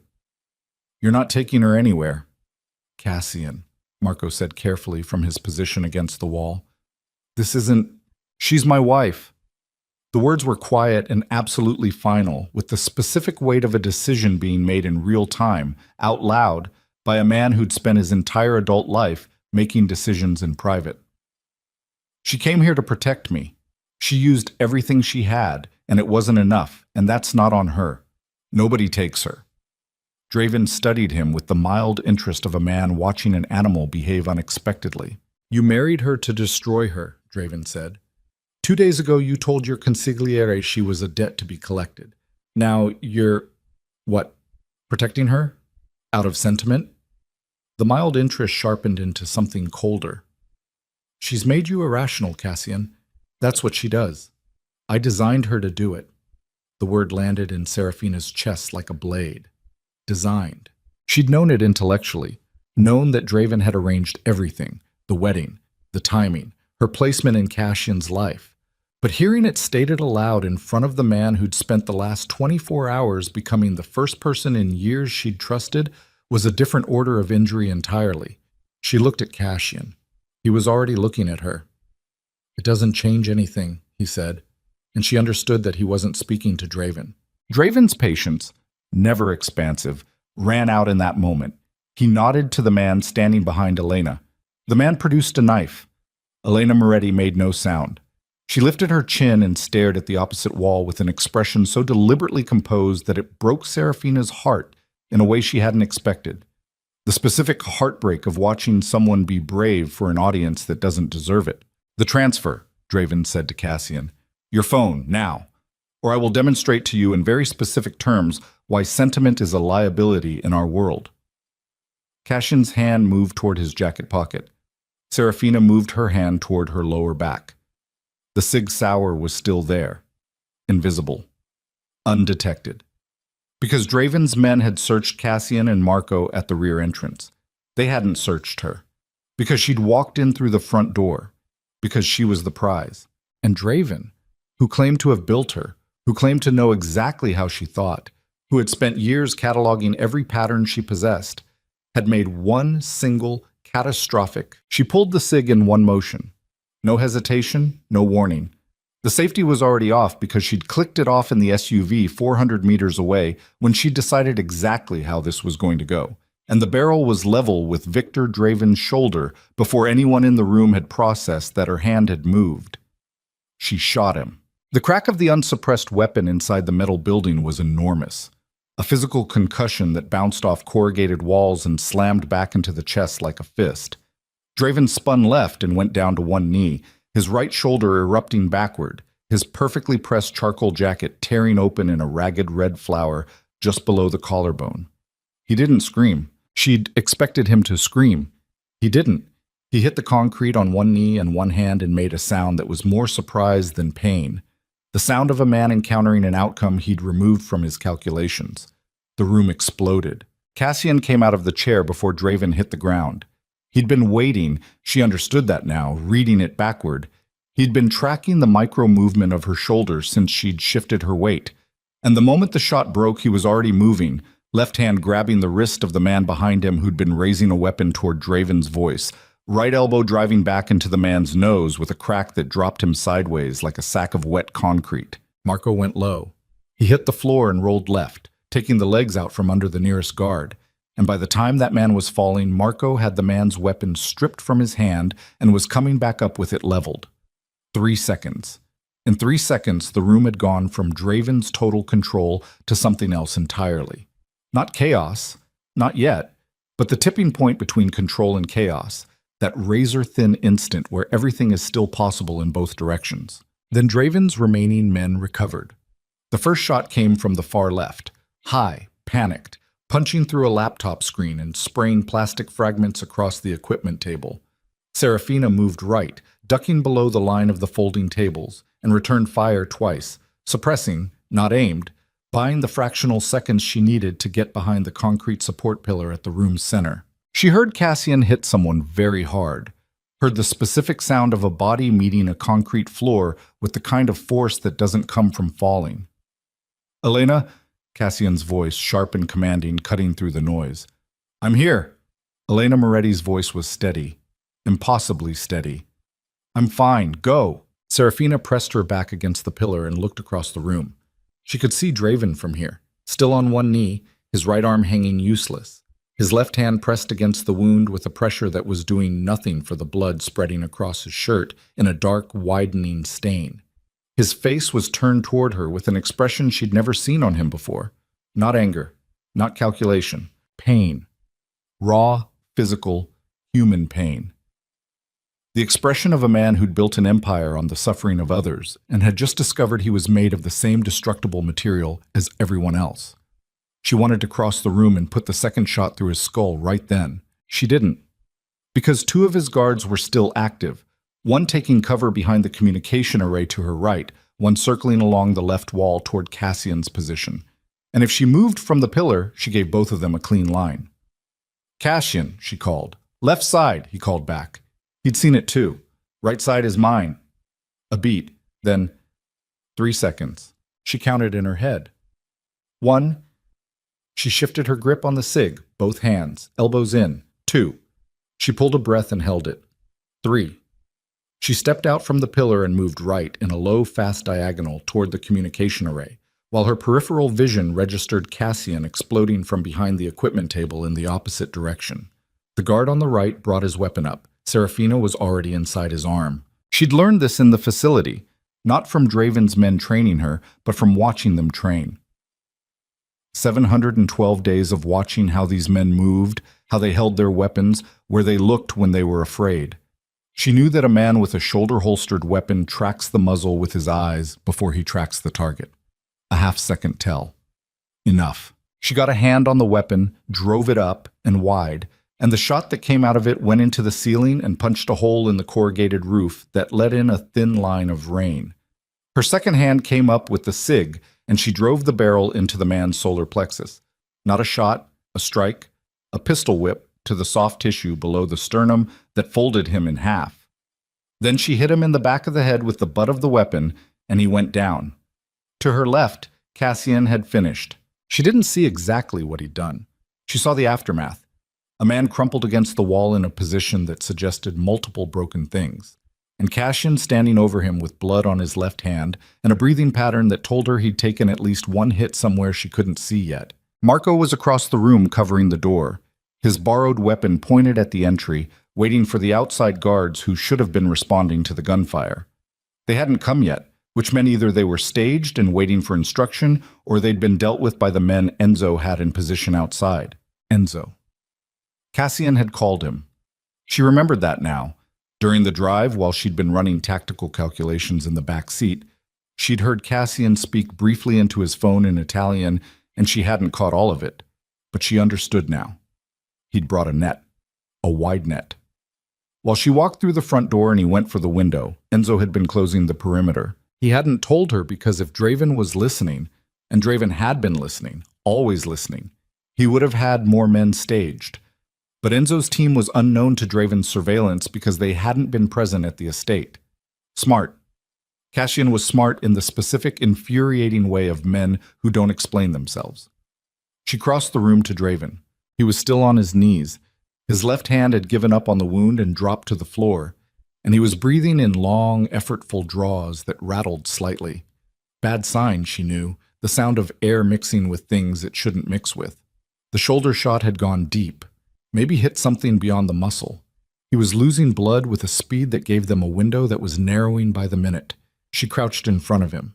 His eyes found her face. That calculation came back, diminished, swimming slightly with pain and blood loss, but still running, still looking for the angle.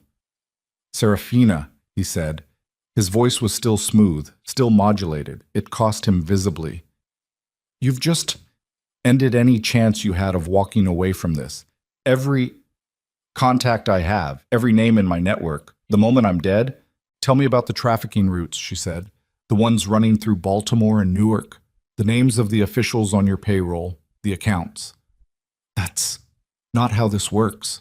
"How it works is that you're bleeding into your lung cavity and you have maybe 20 minutes before that becomes an unrecoverable situation. How it works is that I spent 2 years in a room with no windows learning that pain is just information, and right now you're receiving a great deal of information. How it works is that I'm the only person here who knows enough about your operation to understand the difference between a truth and a lie." She held his gaze. Her voice was completely flat. "So start talking." Something moved across his face. Not respect. She didn't want his respect. Would have set it on fire if he offered it. Something closer to the thing that happens when a predator finally encounters something it can't read. "You know what the worst part is?" he said. "I genuinely thought you were my best work." "I'm not your work," she said. "I'm what survived your work." She stood and looked at Cassian, who had materialized behind her at some point.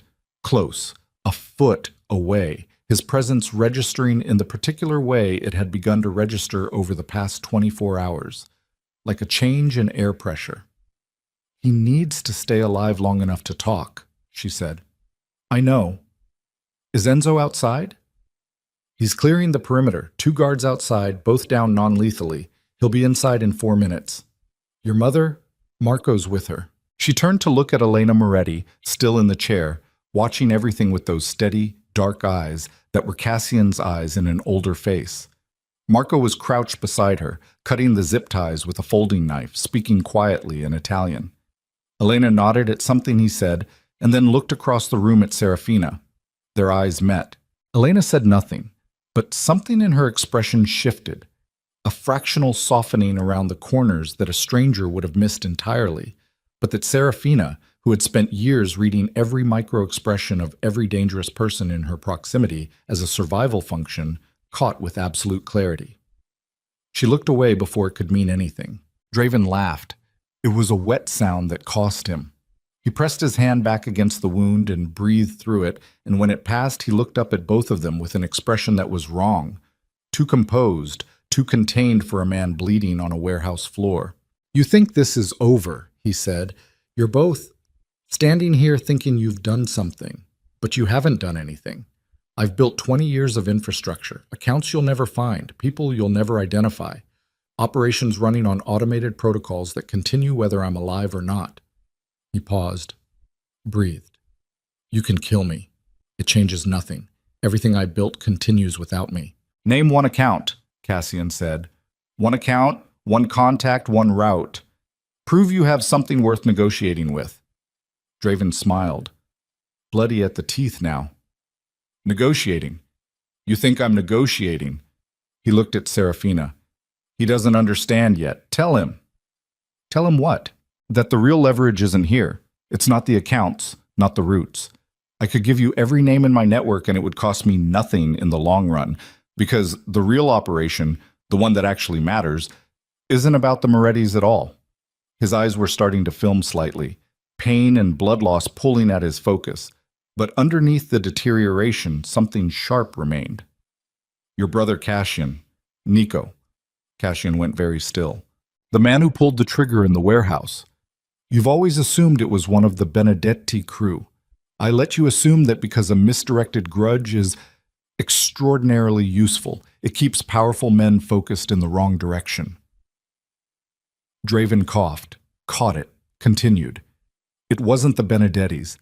It was a man named Garrett Hale, former military contractor, currently residing in a brownstone in Carroll Gardens under a name you won't recognize. And Garrett Hale works for, a pause, the drawn-out sadist pleasure of a man delivering the last weapon in his arsenal, a man who currently sits on the Moretti family council. But the room held its breath. You have a traitor above Marco, Draven said. Someone who's been feeding me intelligence from inside your organization for 4 years. Someone who approved of everything I've done because they wanted the Moretti empire divided and weakened for their own succession plans. His eyes moved to Cassian's face, reading the impact, eating it. Killing me doesn't find that man, and without finding him, everything you've built in the last 48 hours falls apart within a month. Cassian didn't move, didn't speak. His body was doing the thing it did when he was processing information that required complete stillness, a carved quality, like something waiting to be struck. Serafina watched him. Her heart was slamming in her ribs, but her breathing was controlled. She controlled her breathing with the desperation of someone who'd learned that it was the one thing that could always be controlled. Name, Cassian said. Transfer the accounts, Draven said. Then I'll name him. You're not in a position to negotiate. I'm dying on a warehouse floor. I have nothing left to lose. Give me the transfer and I'll give you the name and your organization survives. Don't give it to me and I bleed out in 20 minutes and you spend the next year looking over your shoulder while someone inside your council dismantles everything your family built brick by brick. Silence. Cassian looked at Marco. Marco gave a barely perceptible shake of his head. The rapid, almost invisible calculation of a man running through 12 variables and not liking any of the answers. Then Cassian looked at Serafina. She understood what he was asking, not for tactical advice. He was asking whether Draven was telling the truth. He was asking her to read the man who'd built her and broken her and claimed to know her inside out. Asking her to use what he'd done to her as a tool against him, one last time. She looked at Draven's face, at his eyes, which were going glassy at the edges but still burning at the center with that specific quality she'd learned to identify in the facility. Not desperation, not performance. Truth. The last leverage of a man with no other currency. He's not lying, she said quietly. Cassian's jaw worked. His hand found the phone in his jacket pocket. Marco, he said, set up a dummy transfer account. Something that'll look legitimate for 30 seconds but route back to a frozen asset the moment he verifies. Can you do that? Marco was already moving. Give me 4 minutes. You have 2. Marco moved. Cassian crouched down to Draven's level, dropping into the specific crouch of a man who intends to be at eye level, not because he's offering respect, but because he wants to see every flicker in real time.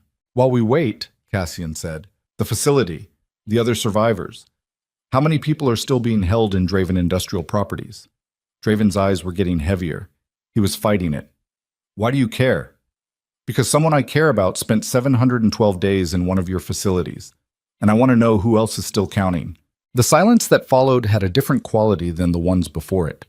Something in Draven's face, not guilt, he wasn't built for guilt, but the slight recalibration of a man encountering a motive he hadn't modeled. Whitmore, he said finally.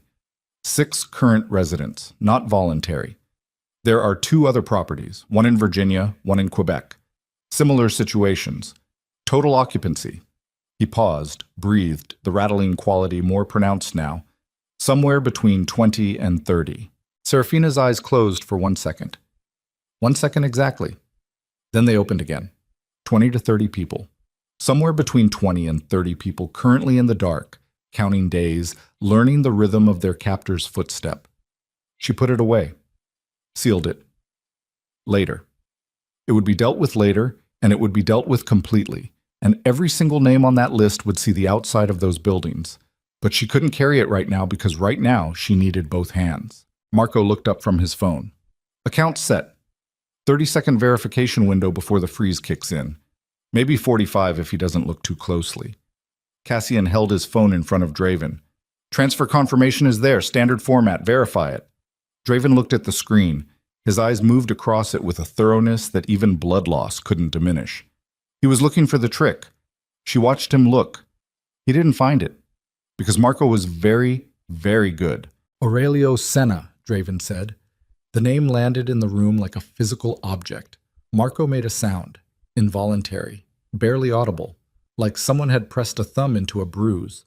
Cassian's expression didn't change, but something in his eyes did. A single, deep fracture that opened and closed so fast it was almost impossible to catch.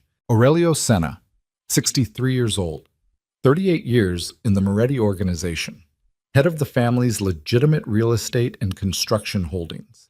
Cassian's father's oldest friend. The man who had held Cassian at the funeral when his father died. The man who had recommended 3 of Cassian's current senior staff. The man who had been present at every significant organizational meeting for the past 4 years. He approached me 12 years ago, Draven said, and his voice was fading now, the effort of sustaining coherence becoming visible. Wanted the Moretti empire restructured with himself at the top. Gave me access to family communications in exchange for operational support. The warehouse, Nico, all of it ran through intelligence Senna provided. He paused. His breathing was audible now. The rattling deepened. He doesn't know I'm here. He thinks I'm in London. When he hears what happened tonight, he'll move. Fast. Within 24 hours, he'll begin consolidating. You need to... He stopped. His left hand slipped against the floor. Draven, Serafina said sharply. His eyes found her. Still sharp at the center. Still that specific burning quality. You were my best work, he said again. Softer this time. Without the performance, just the actual thought behind it, which was somehow worse. I wasn't your work, she said again. I was your mistake. His eyes closed. Cassian grabbed him by the collar. Stay awake. You don't die until I say. We need verification on Senna. What do you have? Documents? Recordings? What proof do you have? Draven's eyes opened a fraction. Server. Encrypted. The access key is... A sound from outside. Not Enzo's team, something heavier. The specific percussion of a large vehicle moving fast across the access road, headlights sweeping across the facility's high windows like a lighthouse beam. Then a voice through a megaphone, distorted by the metal walls but unmistakable in its authority. Federal agents. This building is surrounded. All persons inside will exit with hands visible through the main entrance. The room froze. Marco turned toward the door. Cassian's grip on Draven loosened. Serafina stood with the cig in her hand and her mind running through the permutations at a speed that felt like burning. Federal agents. Here. Now. At 1:51 in the morning, in an industrial wasteland in the Meadowlands, within an hour of Cassian's assault on the estate and 20 minutes of their arrival at this facility. That's not a coincidence, she said. No, Cassian agreed. His voice had gone flat in a new way. Not the operational blankness, not the controlled fury. Something colder than both. That's Senna. Marco looked at him. Senna called the FBI on us? Senna's been feeding them intelligence for 4 years. Draven just told us. He gives them just enough to keep them watching us, never enough to make an actual case. Keeps us distracted, keeps us exposed, makes sure the Morettis are always one step from indictment. Cassian stood from his crouch. Tonight he sent them here. Because Senna thinks Draven is in London, but he knows I left the estate in a hurry. And when he finds out where I went, he'll let the FBI do his cleanup for him, Serafina said, and walk into the power vacuum tomorrow morning. Outside, the megaphone again. Closer. 2 vehicles now, light slicing through the roof gaps, throwing long shadows across the concrete floor. Cassian looked at Marco. Marco looked at Draven, who was conscious but barely, his breathing audible and wrong. We can't take him out the front, Serafina said. If the FBI processes him, he disappears into protective custody, and everything he knows goes with him. Senna's lawyers will make sure he never talks. I know. The server he mentioned, the encrypted server with proof of Senna's involvement. Without it, Senna walks. And with Draven in federal custody, Senna will have whatever access codes he needs destroyed within hours. I know. Cassian turned to her. In the strobing light from the windows, his face was all angles and shadow and blood. There was more blood on him now, she noticed, a darkening at his left side where his shirt was sticking to his ribs. He'd taken a hit during the fight that he hadn't mentioned. Of course he hadn't. Where's the server? I don't know. Think. You memorized everything about his operation. I memorized his patterns and protocols and what I could observe directly. A private encrypted server could be anywhere. A property, a safety deposit box, She stopped. Something surfaced. A memory from the facility. Late, deep in the second year, when they'd moved her briefly to a different room for maintenance on her regular cell. She'd been in that room for 6 hours, and she'd spent every second of those 6 hours cataloging every detail with the frantic thoroughness of a woman who knew that information was the only currency she'd ever have. That room had equipment in it. Servers. Racks of black hardware she hadn't been able to identify at the time, but now, with 24 hours of context and Draven's operational architecture laid out in her mind like a map, she recognized what they'd been. The Whitmore facility, she said. Not the medical wing. The basement level below it. There was a server room. I saw it once. He wouldn't trust a private server to any location he didn't physically control. And Whitmore is the oldest property in his network, the original one. He'd keep it there. Cassian looked at her for 3 seconds. That's 4 hours away. Yes. Outside, the megaphone a third time. The main entrance doors vibrated with the percussion of someone trying the exterior handles. Cassian made a decision. She could see it happen. The specific quality of absolute resolution, everything else dropped. Marco. Get Draven stable, tie him off, pack the wound, whatever it takes to keep him breathing for the next 6 hours. Then get him out through the loading bay on the north side. Enzo's team can cover you. And if the FBI has the north side too, then improvise. He turned to Serafina. You and me. We go for the server. That's 4 hours of driving and we've got... She looked at his side. How bad is that? It's fine. How bad? He looked at her. She looked back. A graze, he said. 2 ribs. Cracked maybe. Nothing structural. She moved to him before she'd decided to move. Her hands went to the hem of his shirt, pulling it up, and he let her. Standing completely still while she examined the wound with her fingers, the same clinical detachment she'd used to examine her own injuries for 2 years when no one else would. It was worse than a graze. The bullet had taken a channel along the lower left ribs. Long, deep, bleeding steadily into the shirt but not spurting, which meant no major vessel. The ribs beneath were visibly discolored already, the bruising blooming fast in a pattern that said cracked or fractured. She pulled her own shirt off over the body armor, tore a strip from the hem, and wrapped it around his torso with a tight, precise pressure that she'd learned was better than nothing and worse than stitches. He watched her do it. When she finished and looked up, his face was 6 inches from hers. Neither of them spoke. The megaphone outside said something about final warnings. Can you drive? She asked. Yes. She pulled her torn shirt back over the armor, looked down at herself. Blood on her hands, blood on the shirt, body armor that didn't fit, hair escaping its tie and ropes around her face, a weapon in each hand. She looked like what she was. Someone who had decided to stop surviving and start fighting, and who understood now that there was no version of this that ended cleanly. Only versions where Victor Draven's machine kept running or versions where it didn't. She chose the version where it didn't. Then let's go, she said. They moved for the loading bay exit as the facility's main doors began to buckle inward, metal screaming against metal, the combined weight of federal authority pressing from the outside against a room that held the wreckage of 20 years of orchestrated violence. Enzo materialized from the dark in the loading bay like a man-shaped shadow. He took in Cassian's injury, the blood, the general condition of both of them, and compressed whatever he was thinking into 2 words. Cars are ready. Draven goes with Marco. Where's the north exit clear? 2 vehicles on the north side.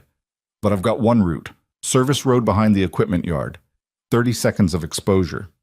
Take it. Enzo nodded. He looked at Serafina with the same skeptical hostility he'd worn in the estate basement, 6 hours and a lifetime ago. Then he looked at the way she was holding the two weapons. Loose, competent, neither defensive nor performative. Just the posture of someone who knew how to use them and had recently done so. He looked away. Nodded once. It wasn't acceptance, but it wasn't nothing. Cassian gripped Enzo's arm once. Senna is moving tonight. The moment you have Draven secured, get to the council members who are clean and lock down the family accounts. Nobody talks to Senna. Nobody takes his calls. Can you do that without alerting him? If I move in the next 2 hours. After that, Enzo shook his head. Move now. They split. Marco taking Draven's barely conscious weight between two of Enzo's men. Enzo coordinating the north exit with the silent efficiency of long practice. And Cassian and Serafina moving through the loading bay's far door into the cold open air of the Meadowlands, where the last of the rain was petering out and the eastern sky was beginning, barely, almost imperceptibly, to suggest the eventual possibility of dawn. The SUV was where they'd left it, 400 meters out in the dark. They reached it in under 2 minutes, running low across the flat ground while the facility behind them filled with the controlled chaos of federal entry. Serafina got in the passenger side. Cassian got behind the wheel. The engine turned over clean and quiet. He pulled away from the facility without headlights, navigating by the ambient glow of the highway in the distance, until they were far enough from the perimeter to disappear into the grid of industrial access roads that connected this part of the Meadowlands to the world beyond. Then he turned on the headlights and accelerated onto the highway entrance ramp. North, toward Connecticut, toward Whitmore. Toward the server that held Aurelio Senna's name in every file, every transaction, every order. The 4 years of evidence that meant the difference between justice and another generation of the machine running quietly underground. Serafina sat in the passenger seat and pressed her hand against her own ribs. Not injured, just the pressure of needing to feel something solid, and watched the highway open up in front of them, dark and wet and long. Senna was at the wedding, Cassian said. Not a question. He said it the way you say something you've been holding for several miles. I know. I remember his face. He stood in the front row. He hugged me before the ceremony. A pause, the highway light sliding across his face in rhythmic intervals. He told me Nico would have wanted to see me settled. Serafina said nothing. There was nothing to say to that. Cassian's hand tightened on the wheel. The speedometer climbed. The dark rushed past. 4 hours, she said finally. Less, he said. I'll make it less. And somewhere behind them, in a federal processing facility in the Meadowlands, Victor Draven was being loaded onto a stretcher, alive, barely, still burning at the center of his eyes, with the specific intensity of a man who knew that the game wasn't over yet, that the server in Whitmore's basement was the pivot point on which everything turned, and that the two people racing toward it had no idea what was waiting for. They drove through the last of the night. Connecticut came at them in stages. First, the industrial flatlands giving way to highway corridors lined with chain motels and truck stops. Then the highway narrowing into state routes that cut through sleeping towns where the traffic lights blinked yellow on empty intersections.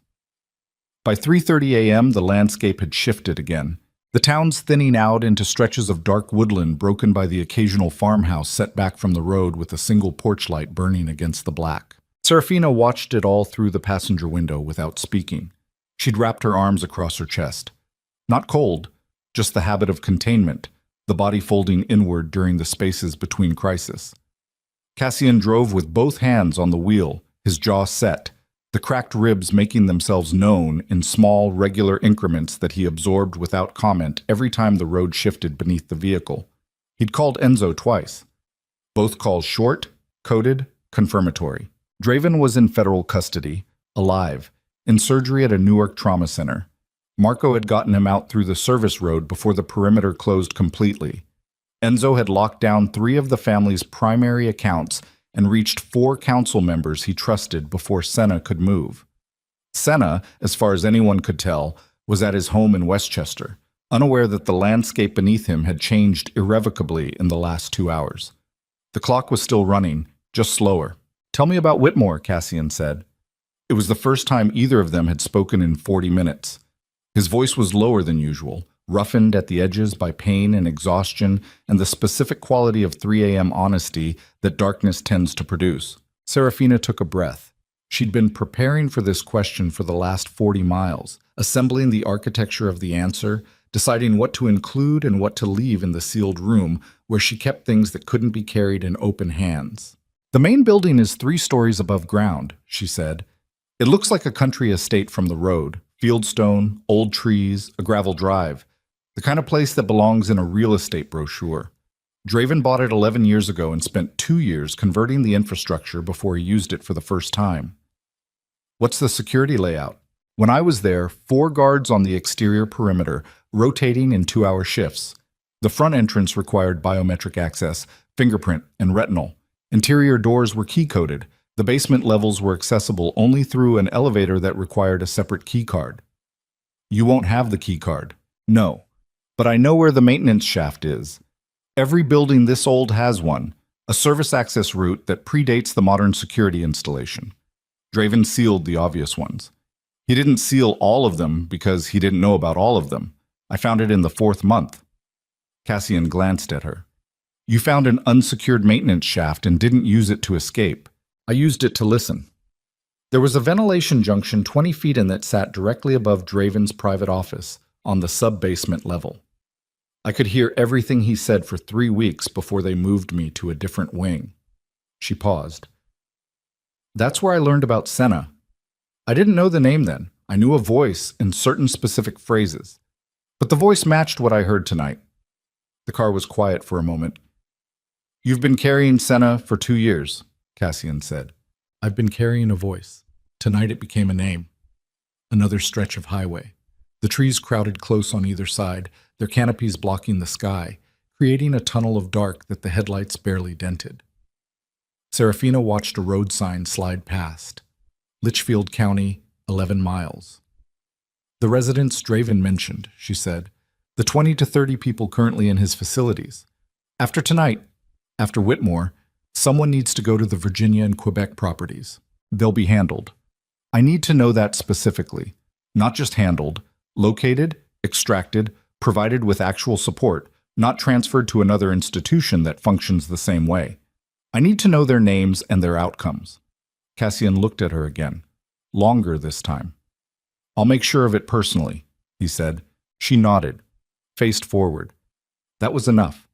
Not because she fully trusted it, but because she'd learned the difference between a performance of reassurance and a statement of intent, and what he'd just said carried the weight of the second. They reached the Whitmore Recovery Center at 4:47 a.m. The facility sat back from a narrow county road behind a wrought iron gate and an avenue of old oaks that had been there long before Draven bought the property and would be there long after. The gatehouse was dark. The perimeter lights were on their automated overnight cycle, low amber fixtures set into the ground along the drive, casting just enough light to make the darkness between them more complete. Cassian stopped the SUV half a mile back, off the road, in the concealment of a farm access track that ran along the property's east boundary. They sat for a moment. How many residents currently? He said. If Draven said 6.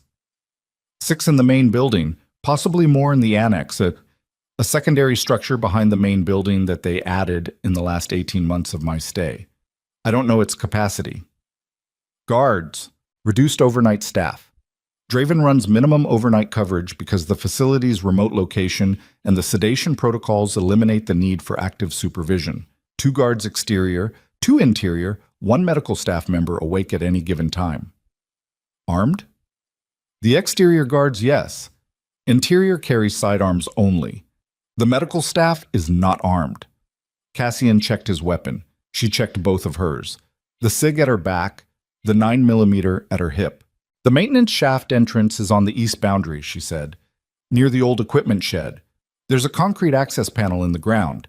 You'd walk past it 100 times without recognizing it. I'll find it. We go together. She didn't argue. They moved through the tree line along the property's east boundary on foot, using the oaks for cover, their footsteps absorbed by the wet leaf litter that hadn't dried from the earlier rain. The sky was beginning to lose its pure black at the eastern edge. Not light yet, but the suggestion that light was remembering it existed.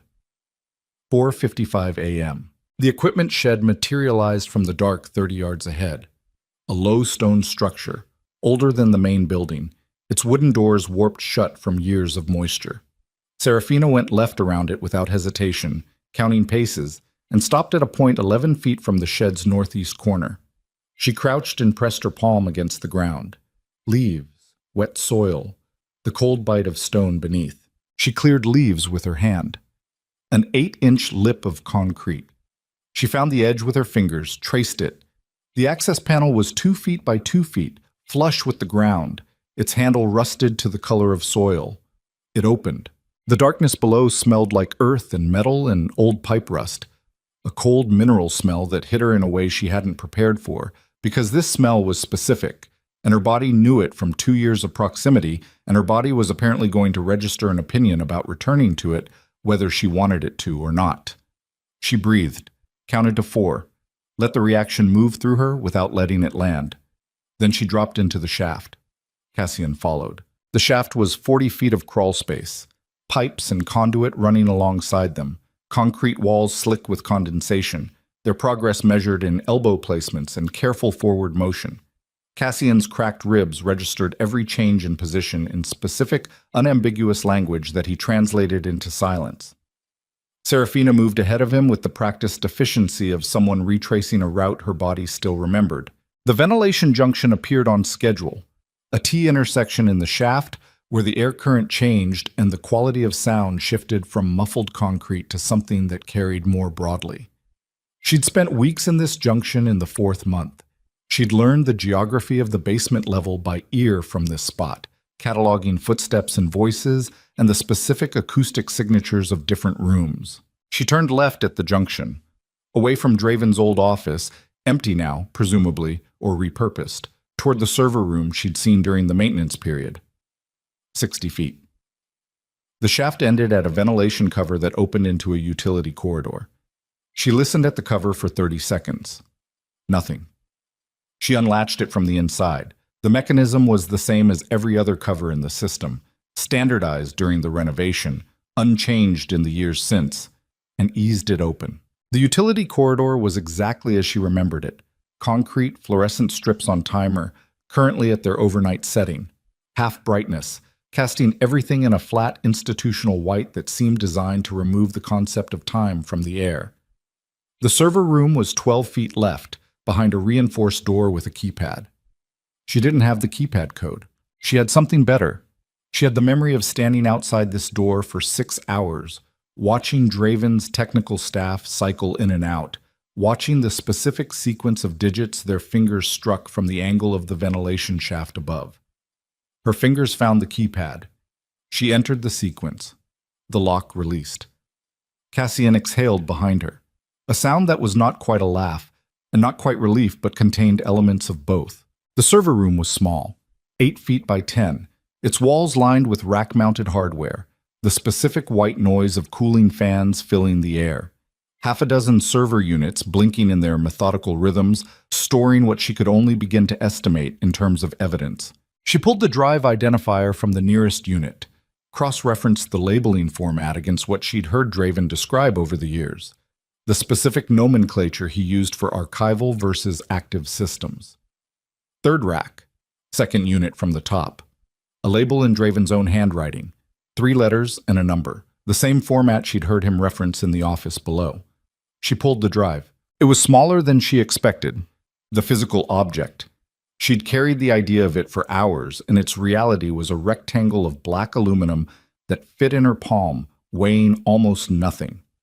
All of it.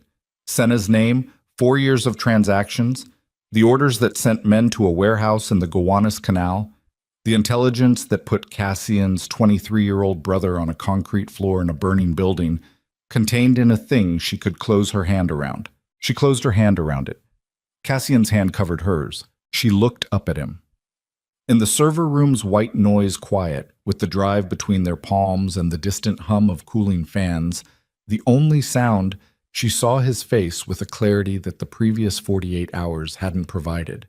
The exhaustion was there, deep and structural, the kind that lives behind the eyes rather than in them. The wound at his ribs had bled through her improvised wrapping and darkened the left side of his shirt. There was a bruise forming along his jaw from the facility fight, and a cut above his left eye that had stopped bleeding and started crusting. He looked destroyed. He looked like a man who'd had everything he thought he knew dismantled in 48 hours and had kept moving anyway. She thought she probably looked similar. "We need to move," she said. "I know." Neither of them moved for 3 more seconds. Then a sound from the corridor outside. Footsteps. Not the even, purposeful stride of a guard on rotation. Irregular, shuffling. Someone moving in the careful way of a person who doesn't want to be heard.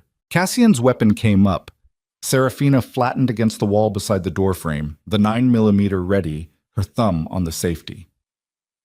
The footsteps stopped outside the door, a pause of 4 seconds that felt considerably longer.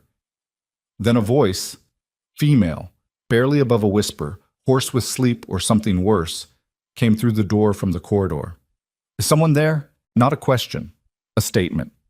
The specific tone of someone who has spent a long time hoping for something, and has learned to be very careful about letting that hope become audible. Serafina looked at Cassian. He looked at her. She opened the door. The woman in the corridor was perhaps 30 or perhaps 40.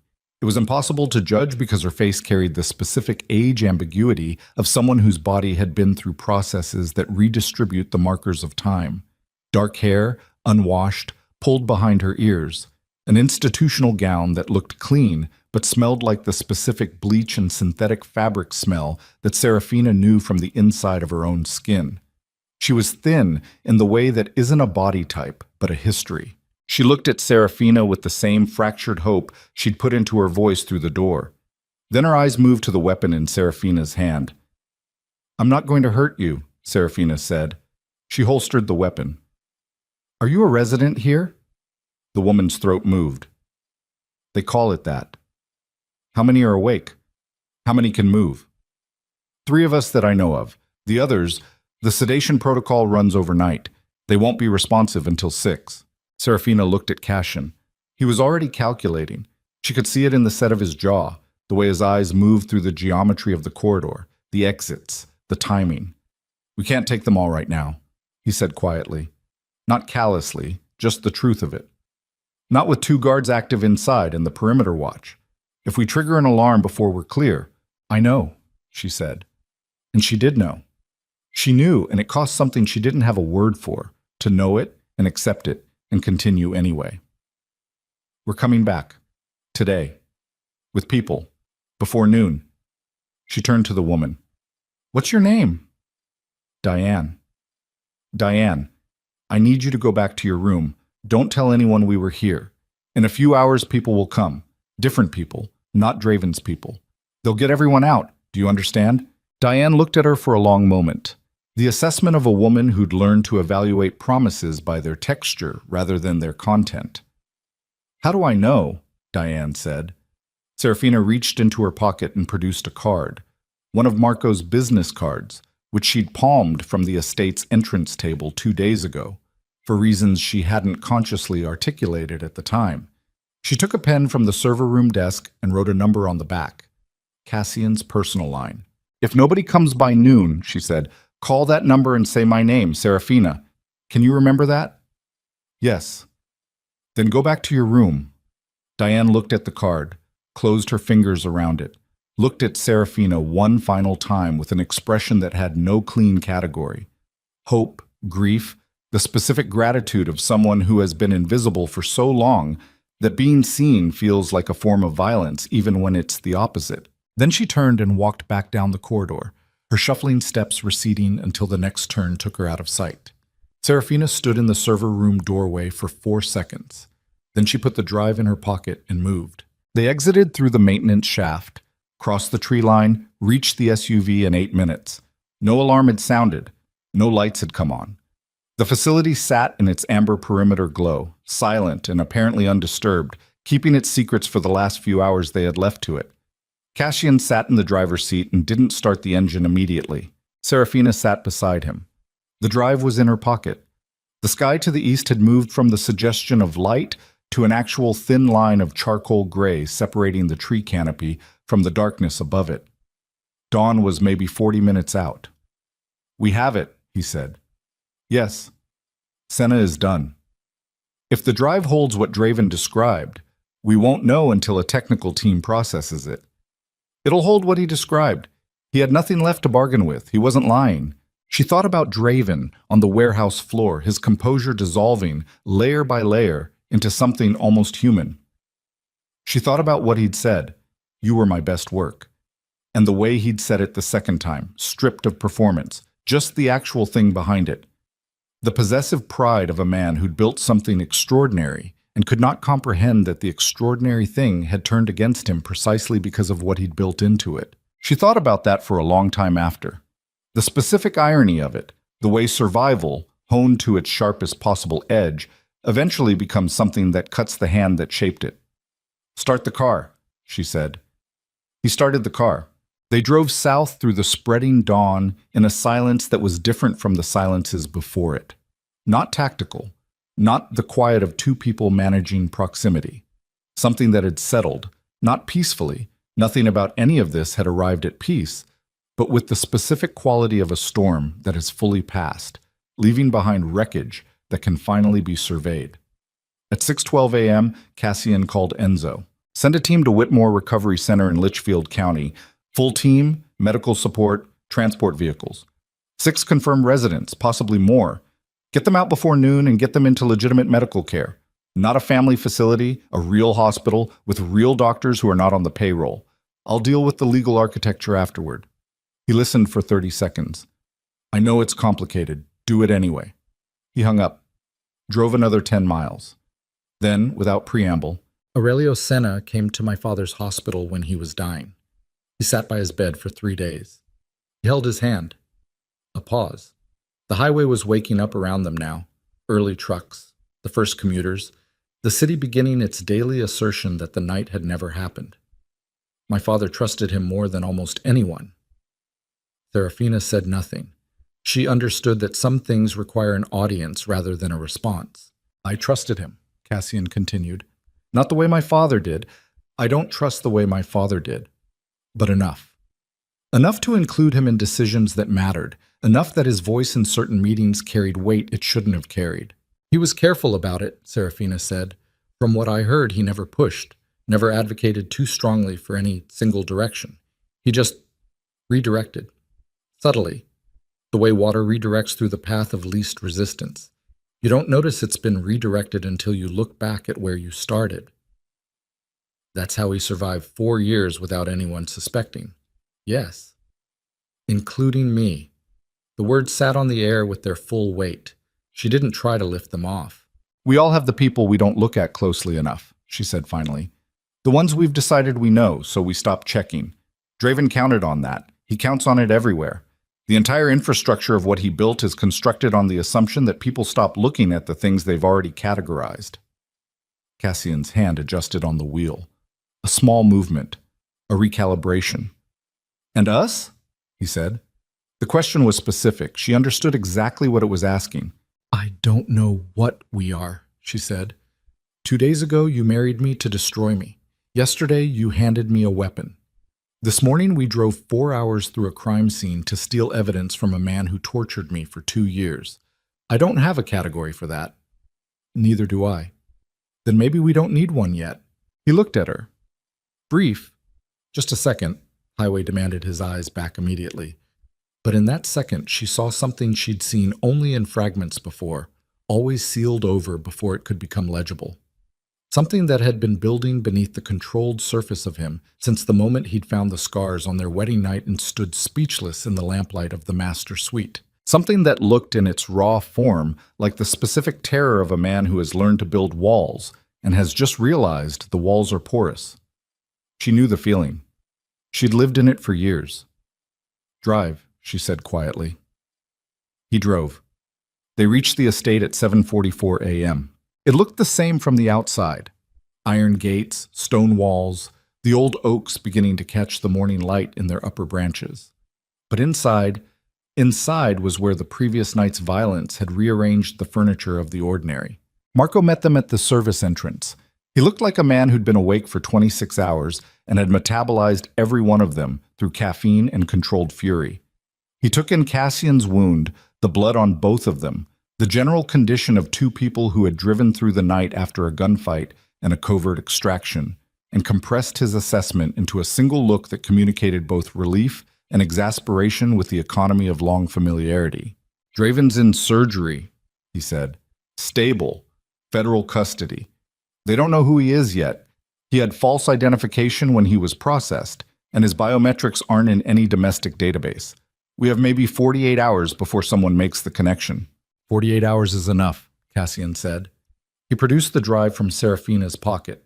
She'd handed it to him in the vehicle and held it out to Marco. "Get your best technical person on this. I need a verified copy of every file on this drive in my hands before Draven's identity surfaces. And I need Senna's transactions isolated and packaged for a federal contact I trust. Not someone in his pocket, someone clean." Marco took the drive, looked at it. "Aurelio Senna." Yes. Marco was quiet for a moment. He was 62 years old and had been Marco De Luca of the Moretti organization since his 20s. In that time, he'd seen men he respected prove themselves to be other things. He'd been wrong about people before, but there was a particular quality to being wrong about Aurelio Senna that lived in the room with them now. Not just the organizational betrayal, but the human one. The specific cost of a friendship that had been a fiction. "I'll get it processed," Marco said. His voice was very controlled. "The council?" Cassian asked. "Locked down. 4 members confirmed clean. 2 I'm still uncertain about. Senna had time to build relationships, and I don't yet know how deep they run. Senna himself hasn't moved. He's at his house. Presumably, he doesn't yet know what happened at the Meadowlands last night. He will by noon. I know. We need to move on him before then." "Arrest or—" "Arrest," Cassian said. The word came out without pause, without the calculation that might have preceded it a day ago. "Legal, formal, federal charges through the clean contact with the evidence on that drive. I'm not going to be Draven. I'm not going to make him disappear. I want him in a courtroom." Marco studied him. The slight change in emphasis, the specific way Cassian had said, "I'm not going to be Draven," registered as something more than a tactical decision. "Understood," Marco said. He looked at Serafina, briefly, with an expression that had softened fractionally from the outright hostility of the previous night. "There's a doctor in the kitchen, for the ribs. Elena asked me to make sure you were both seen to before anything else happened." Serafina looked past him toward the house. "Elena is here? She came back with Enzo's team 3 hours ago. She said she'd lived in this house for 40 years, and she wasn't going to let a man in a warehouse tell her otherwise." A pause. "She also said she'd like to speak with you. When you're ready." Serafina absorbed this without expression. Then she nodded once and went inside. The doctor was competent and mercifully quiet. He cleaned and stitched Cassian's side in 20 minutes, delivered a verdict of 2 cracked ribs and a recommendation for rest that everyone in the room understood was theoretical, and departed with the discreet efficiency of a man accustomed to providing medical services in circumstances he wasn't supposed to remember. Elena Moretti was waiting in the sitting room off the main hall. She was seated in a high-backed chair by the window, already dressed and composed despite everything. Dark wool, silver hair pinned back, the specific unassailable dignity of a woman who has made a philosophy of being composed. She held a cup of tea in both hands and watched Serafina cross the room with eyes that were, unmistakably, her son's. Serafina sat in the chair across from her. They studied each other for a moment. "I'm told you shot Victor Draven," Elena said. "Yes, and drove 4 hours through the night to retrieve evidence that will dismantle his operation." "Yes." "And that you walked into his facility voluntarily, knowing he intended to keep you." "Yes?" Elena set her teacup down with a precise, deliberate movement. "My son married you to hurt you," she said. "Not as an accusation, as a stated fact, the kind that requires acknowledgement before anything else can be built on top of it." "Yes," Serafina said. "He told me 2 months ago when the arrangement was finalized that the Vale name owed the Moretti family a debt and that he intended to collect it in full." Elena's hands folded in her lap. "I told him that his father would not have recognized that logic. Domenico spent 30 years building this family's power, and he always said that power built on other people's suffering was a structure with no foundation. He said it so many times that I stopped hearing it. She paused. I heard it again last night. Serafina said nothing. She watched Elena's face with the careful attention she'd brought to every person who'd ever held power over her circumstances. I want to ask you something, Elena said, and I want you to understand that I'm asking it without any expectation of a particular answer. You've earned the right to whatever answer is true. Ask. Do you want to be here? Not the circumstances, not the arrangement, not what it became in the last 48 hours. You. Do you want to be in this house? With this name? With everything that comes with it? The question landed in Serafina's chest and sat there. She thought about the estate in Connecticut with its wrought iron gates and its amber perimeter lights, and its 20 to 30 people currently counting days in rooms without windows. She thought about Diane in the corridor, her hand closing around the card. She thought about the drive, sitting in Marco's hands, containing the architecture of everything that had been done to her, and to Cassian, and to Nico, and to her father, and to however many other people Draven and Senna had needed for their machine. She thought about Cassian in the server room, his hand covering hers over the drive. She thought about standing in the lamplight on the wedding night with her back to him, waiting for him to see the scars and the specific sound his silence made when he did. I don't know what I want yet, she said. I've spent 2 years surviving what I was told to endure, and the last 48 hours surviving what I chose to fight. I haven't had enough time in between to locate the person who wants things. Elena looked at her for a long moment. Something moved across her face that was not pity. Serafina would have closed down against pity immediately, and Elena seemed to understand this, but something more precise. The recognition of one person who has survived difficult things by one person who has also survived difficult things, filtered through the specific lens of a woman looking at the person her son might need to become someone other than what his grief had made him. That seems honest, Elena said. I try not to be anything else. Yes. Elena picked up her tea again.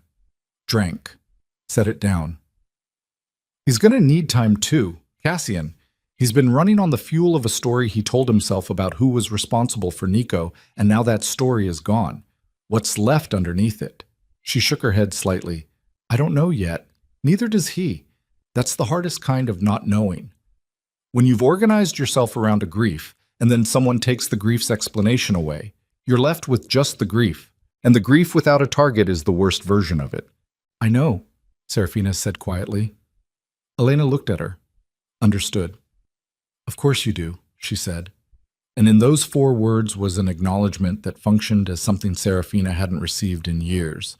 Not sympathy, not pity, not the complicated discomfort that her history produced in most people. Just the simple recognition that she'd been carrying weight, and that the weight was real, and that the person across from her could see it clearly.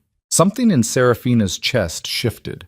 A small, almost geological movement, the kind you don't notice until the landscape it leaves behind is different from the one before. She didn't cry. She'd made a private accounting of her tears years ago and determined that she had a limited supply and she intended to spend them on things that deserved them. But she held Elena's gaze for a moment longer than she'd held anyone's in recent memory. Thank you, she said. It covered several things at once. Elena seemed to understand that too. Aurelio Senna was arrested at his Westchester home at 10:47 a.m.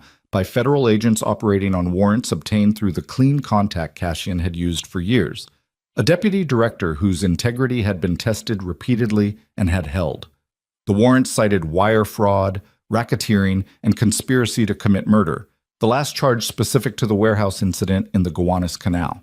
Senna opened his front door in his bathrobe, a cup of coffee in his hand, and found 4 federal agents on his porch and a sealed van at his curb. He said nothing. His face, by the account of the agent who cuffed him, went through several distinct phases: surprise, calculation, something that might have been shame, and then finally the specific blankness of a man who has been caught and is now transitioning to the next phase of the game. He asked for his lawyer before the cuffs clicked shut. He got his lawyer. He sat in a federal holding facility in Manhattan and looked at a partial inventory of the drive's contents and said nothing for 3 hours. Then he said, I want a deal. He didn't get one. The drive contained 4 years of communications, transactions, and operational logs. It contained the order for the warehouse fire, attributed in Senna's own encoded language to an account that traced directly to him. It contained his arrangement with Draven, 12 years of it, the full history, the original approach, every piece of intelligence he'd provided, the specific payments disguised as real estate consultation fees that had funded the operation from the inside. It contained a recording of his voice, made by Draven's own surveillance of the very facility room where they'd met to finalize the arrangement, saying Cassian's brother's name in the context of what needed to happen to make the war begin. Senna's lawyer reviewed the materials and told his client that the deal he'd asked for was not going to be available. Cassian was told about this at 2 p.m. He was sitting in his study on the third floor with his ribs strapped and a glass of water in front of him that he hadn't touched. He listened to Marco's summary without expression, and when Marco finished, he was quiet for a long time. Nico knew Senna, he said finally. He called him Uncle Aurelio. He'd known him since he was born. Marco said nothing. There wasn't anything to say. He held my father's hand when he was dying, Cassian continued, and the whole time he was feeding our communications to the man who'd already decided that Nico needed to die to start a war that Senna needed to happen so he could walk into the aftermath. He picked up the glass of water, put it back down without drinking. 40 years. He was in this family for 40 years. Yes, Marco said. Make sure the charges hold. I don't want plea negotiations. I don't want sentencing deals. I don't want him in a minimum security facility doing 5 years and walking out. I want the full weight of what he did to follow him for the rest of his life. I'll make sure of it. And Draven. Draven is out of surgery, stable. His identity was confirmed by federal authorities at 12:30. It took them longer than I expected because his documentation was extraordinary. He's now in federal custody under his real name, and the charges being assembled based on the drive contents are, Marco paused, searching for the right frame, significant. His legal team is already mobilizing, but the evidence volume is substantial, years of trials. He'll try to deal. He'll try. The federal contact says there's no appetite for it. Too much visible, too many agencies involved now that his name is confirmed. Draven in a courtroom is useful to too many people. Cassian nodded. He looked at the window. The city beyond it was moving through its afternoon in full indifference to everything that had happened in the last 36 hours. Its million private transactions proceeding without awareness that the infrastructure of one significant piece of their world's underside had been cracked open in the dark. The Whitmore residence, he said. Enzo's team extracted 6 individuals at 11 a.m., all transferred to Litchfield County Medical Center. The facility is currently under state police seal pending federal involvement. The Virginia and Quebec properties were flagged to the relevant authorities through the clean contact at 1 p.m. Extraction operations are being coordinated. Names and outcomes. I want them reported to me directly. I understand. Marco paused at the door. He turned back. Cass. Cassian looked up. You did the right things, Marco said. Starting from the moment you walked away from her last night instead of... He stopped. Started again. I've known you your whole life. I know what you were planning to do to her when you married her. And I know that most men in your position with your history and your grief would have done it thoroughly. A pause. I'm glad you didn't. Cassian said nothing. He looked at the window again. Marco left. The afternoon moved through itself. The organizational business of the Moretti family, briefly suspended in the shock of crisis, resumed in the particular form of aftermath management.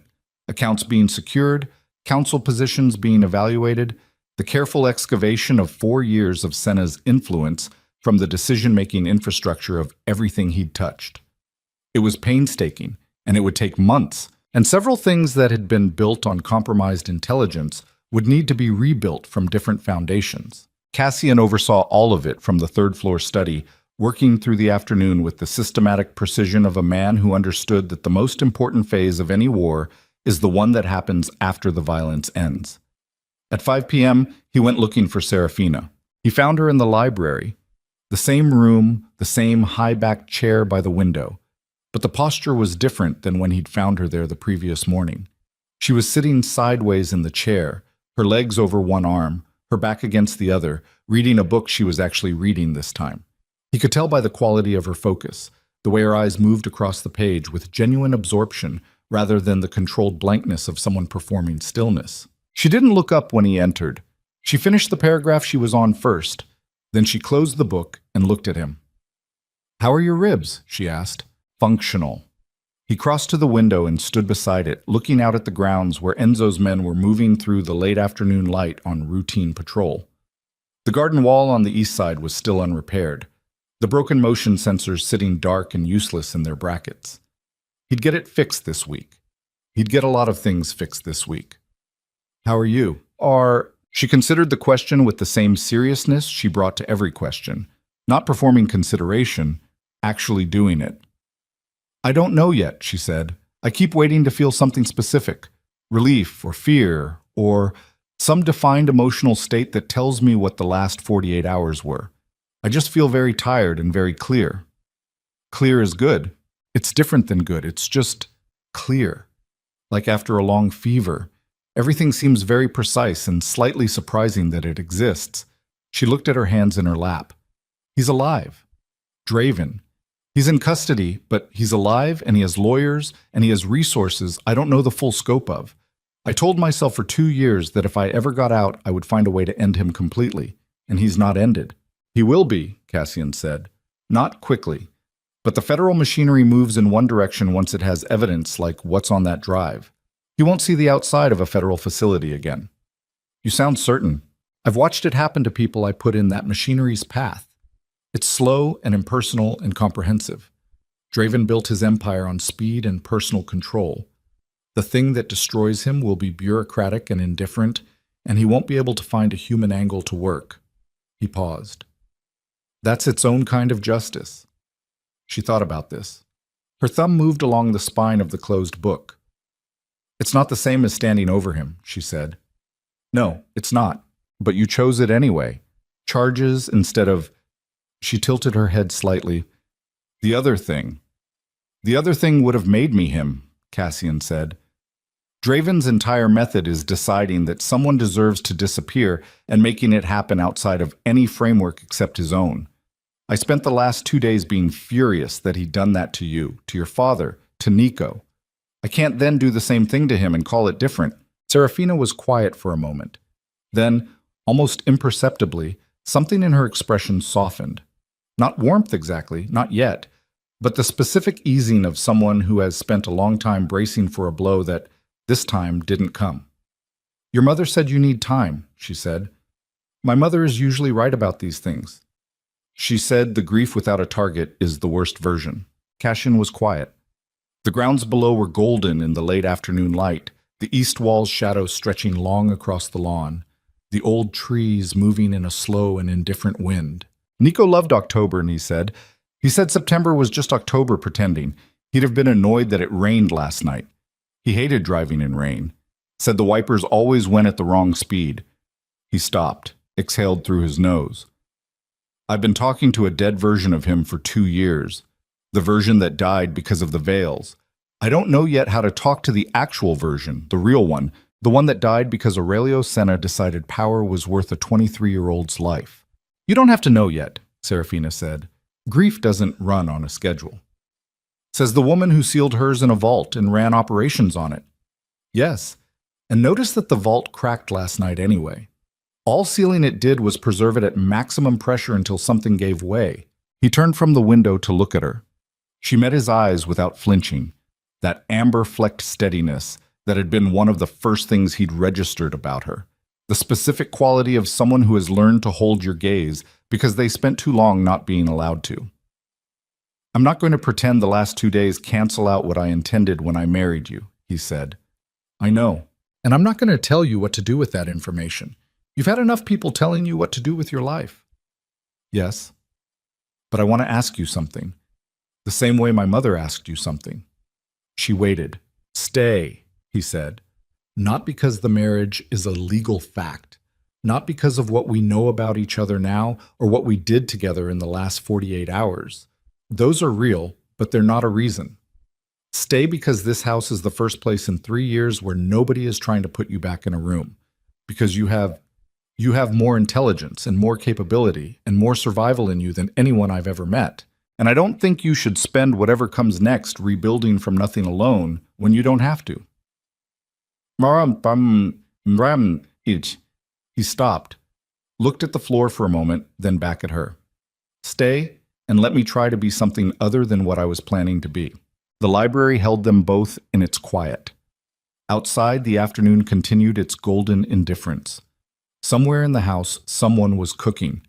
The smell of something savory drifting up from the kitchen floors below, an absurdly ordinary smell for the end of an extraordinary thing. Serafina looked at him for a long time. She thought about what staying meant, the complexity of it, the ongoing proximity to an empire that ran on violence, the slow work of building something with a person who had wanted to destroy her and had chosen differently at a moment when he could have chosen the other way. The specific difficulty of trusting something new with hands that still remembered how the last thing they'd trusted had felt in the moment before it broke. She thought about what leaving meant. The world Draven had built was cracked, but not dismantled. She'd given the Moretti organization every piece of intelligence she had, which meant she'd burned every bridge back to obscurity. She had no money of her own, no documents under a name that wouldn't draw attention, no support network that hadn't been destroyed or compromised in the years of her captivity. Leaving was not freedom. It was a different kind of exposure, but those were the practical calculations, and she'd made a private decision sometime between the maintenance shaft and the drive back through the dawn that she was done making only practical calculations. I need a room of my own, she said, not the master suite, something with a window I can see the sky from without having to stand at an angle. There are 6 rooms on the east wing with full sky view. I need to be able to come and go from this house without asking permission or reporting my movements. Done. And the Whitmore residents, their outcomes, reported to me directly, not through Marco. Already agreed. And the Virginia and Quebec extractions. I'll add you to every update. She looked at him. He looked at her. The negotiation of 2 people who had both spent their lives in worlds where terms mattered, because terms were the only architecture that held when everything else gave way. Then yes, she said. I'll stay. The months that followed were not easy. Nothing about rebuilding is easy, and what Cassian and Serafina were rebuilding was more than a marriage. It was 2 people who'd been structured by their respective histories into shapes that didn't naturally fit together, working against those shapes with the patient, sometimes brutal effort of people who'd decided that the alternative was worse. There were nights when the nightmares came back for Serafina, the room without windows, the numbered days, the sound of the door. And Cassian learned not to touch her when she woke in the dark, learned instead to sit at the edge of the bed and speak in a low, even voice about ordinary things until the architecture of the present reasserted itself over the architecture of the past. He learned this by doing it wrong first and accepting the correction and doing it right after. There were mornings when Cassian sat in his father's chair in the study and looked at the framed photograph of Nico that had lived on the desk for 2 years, and the grief moved through him differently now, less like fuel and more like weather, arriving in passing, still painful but no longer organizing his entire internal landscape around itself. He understood this was Serafina's work as much as his own, the specific influence of someone who had survived catastrophic loss without letting it become identity. The Moretti organization changed, not overnight, not without friction, but Cassian had always run his empire with precision rather than cruelty, and with Draven's machine dismantled and Senna's influence excavated from the infrastructure, the specific pressure that had been warping the organization's decisions for 4 years was gone. What remained was complicated and morally impure and would never be anything else, but it was his, and it was honest about what it was, which is a different kind of thing from what Draven had built. Serafina became the mind behind certain of its transformations. Not the visible face, she had no interest in the visible face, but the intelligence behind decisions about information, about vulnerabilities, about the specific ways that organizations compromise themselves from the inside. She'd spent 2 years learning those patterns from the most accomplished practitioner of them she'd ever encountered, and she spent the next year using what she'd learned to build walls instead of tunnels. Victor Draven entered the federal court system in January and did not emerge from it. The trial was 18 months and produced a verdict that was comprehensive. His legal team was excellent, and it wasn't enough because the evidence was overwhelming and the number of agencies involved made witness suppression impractical. He was sentenced at 61 years old to terms that, assembled end to end, exceeded his remaining life expectancy by several decades. He said nothing in the courtroom when the verdict was read.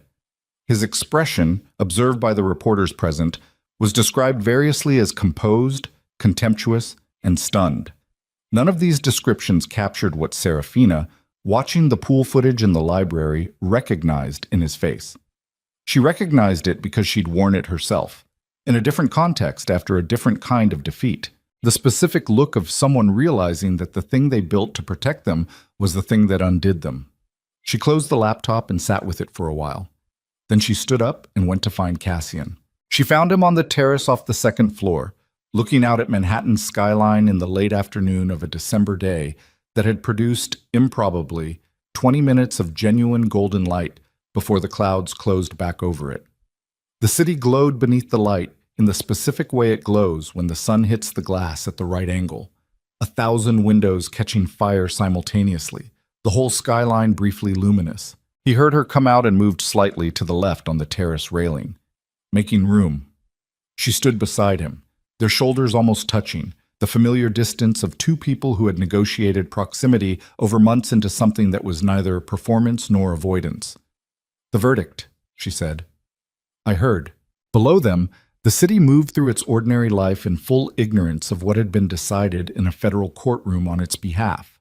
Taxis, pedestrians, the complicated human metabolism of a city that has survived everything it's ever encountered, and will survive this too, without knowing it happened. "How does it feel?" he asked. She thought about it honestly. "Smaller than I expected. The thing I've been carrying for 3 years. I thought when it was over it would feel large. It feels precise, like setting something down. Is that good?" "I think so. I think large feelings are for things that are still happening. This is done." She looked at the skyline. "It's done, and I'm still here. That's something I didn't know how to imagine for a long time." He turned to look at her profile. She felt it without turning. "The scars," he said. She looked at him then. "I saw them the first night," he said, "and I've thought about them every day since. Not the way I thought about them that first night, which was, I was in a state that I'm not proud of. But every day since, I've thought about the specific fact that you carried all of that every day for years, and still walked into every room like the room was going to have to adjust to you rather than the other way around." He paused. "I don't know what to call what I think about that. But it's not nothing. Serafina was quiet for a moment. "Cassian," she said. "Yeah. I'm going to tell you something that I've been holding for a while because I couldn't determine whether saying it out loud would break it." He waited. "I was afraid of you on the wedding night," she said. "Not the way I was afraid of Draven's men. That's a particular kind of fear that lives in the body's emergency systems. It was different. I was afraid of you the way you're afraid of things you might want.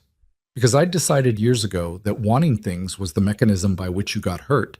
And standing in that room with you, I realized I was already making the calculation of whether this was a person I might want to matter to me." She held his gaze steadily. "And then I thought about what you'd told your men, about collecting the debt. And I put the calculation away." "And now?" he asked. His voice was very quiet. "And now the debt is gone and Draven is in a federal facility, and your mother makes me tea and tells me things about your father that make him sound like someone I would have liked. And the 6 people from Whitmore are 6 people who are no longer in a room without windows. And I'm standing on this terrace watching the city and thinking," she stopped, breathed, "thinking that this is what safety feels like. That this specific moment, right now, is what I was trying to survive toward." He was looking at her with an expression that had no protective layer over it. Just the actual thing. Complicated and imperfect and real. The specific feeling of a man who has spent his adult life building walls and has found, to his complete surprise, that one of them has a door. He reached up and touched her face, just his hand against her jaw, thumb at her cheekbone, the specific warmth of it in the December air. She let him. And then, slowly, with the deliberate quality of 2 people who understand that some things don't need to be rushed because they've already survived the worst of being not yet, she leaned into it. Below them, the city moved. The light was fading now, the brief gold retreating behind cloud cover, the skyline returning to its evening blue. Somewhere in it, thousands of separate lives were proceeding through their complications, their small defeats and small victories, the ordinary work of people trying to become something other than what their histories made them. The terrace held them in its quiet. Manhattan burned beneath them like something alive, and for the first time in her life. Not as a strategy, not as a survival calculation, not as the performance of a person who has learned to pass as unbroken, Serafina Vale felt simply and completely that she was exactly where she had fought to be.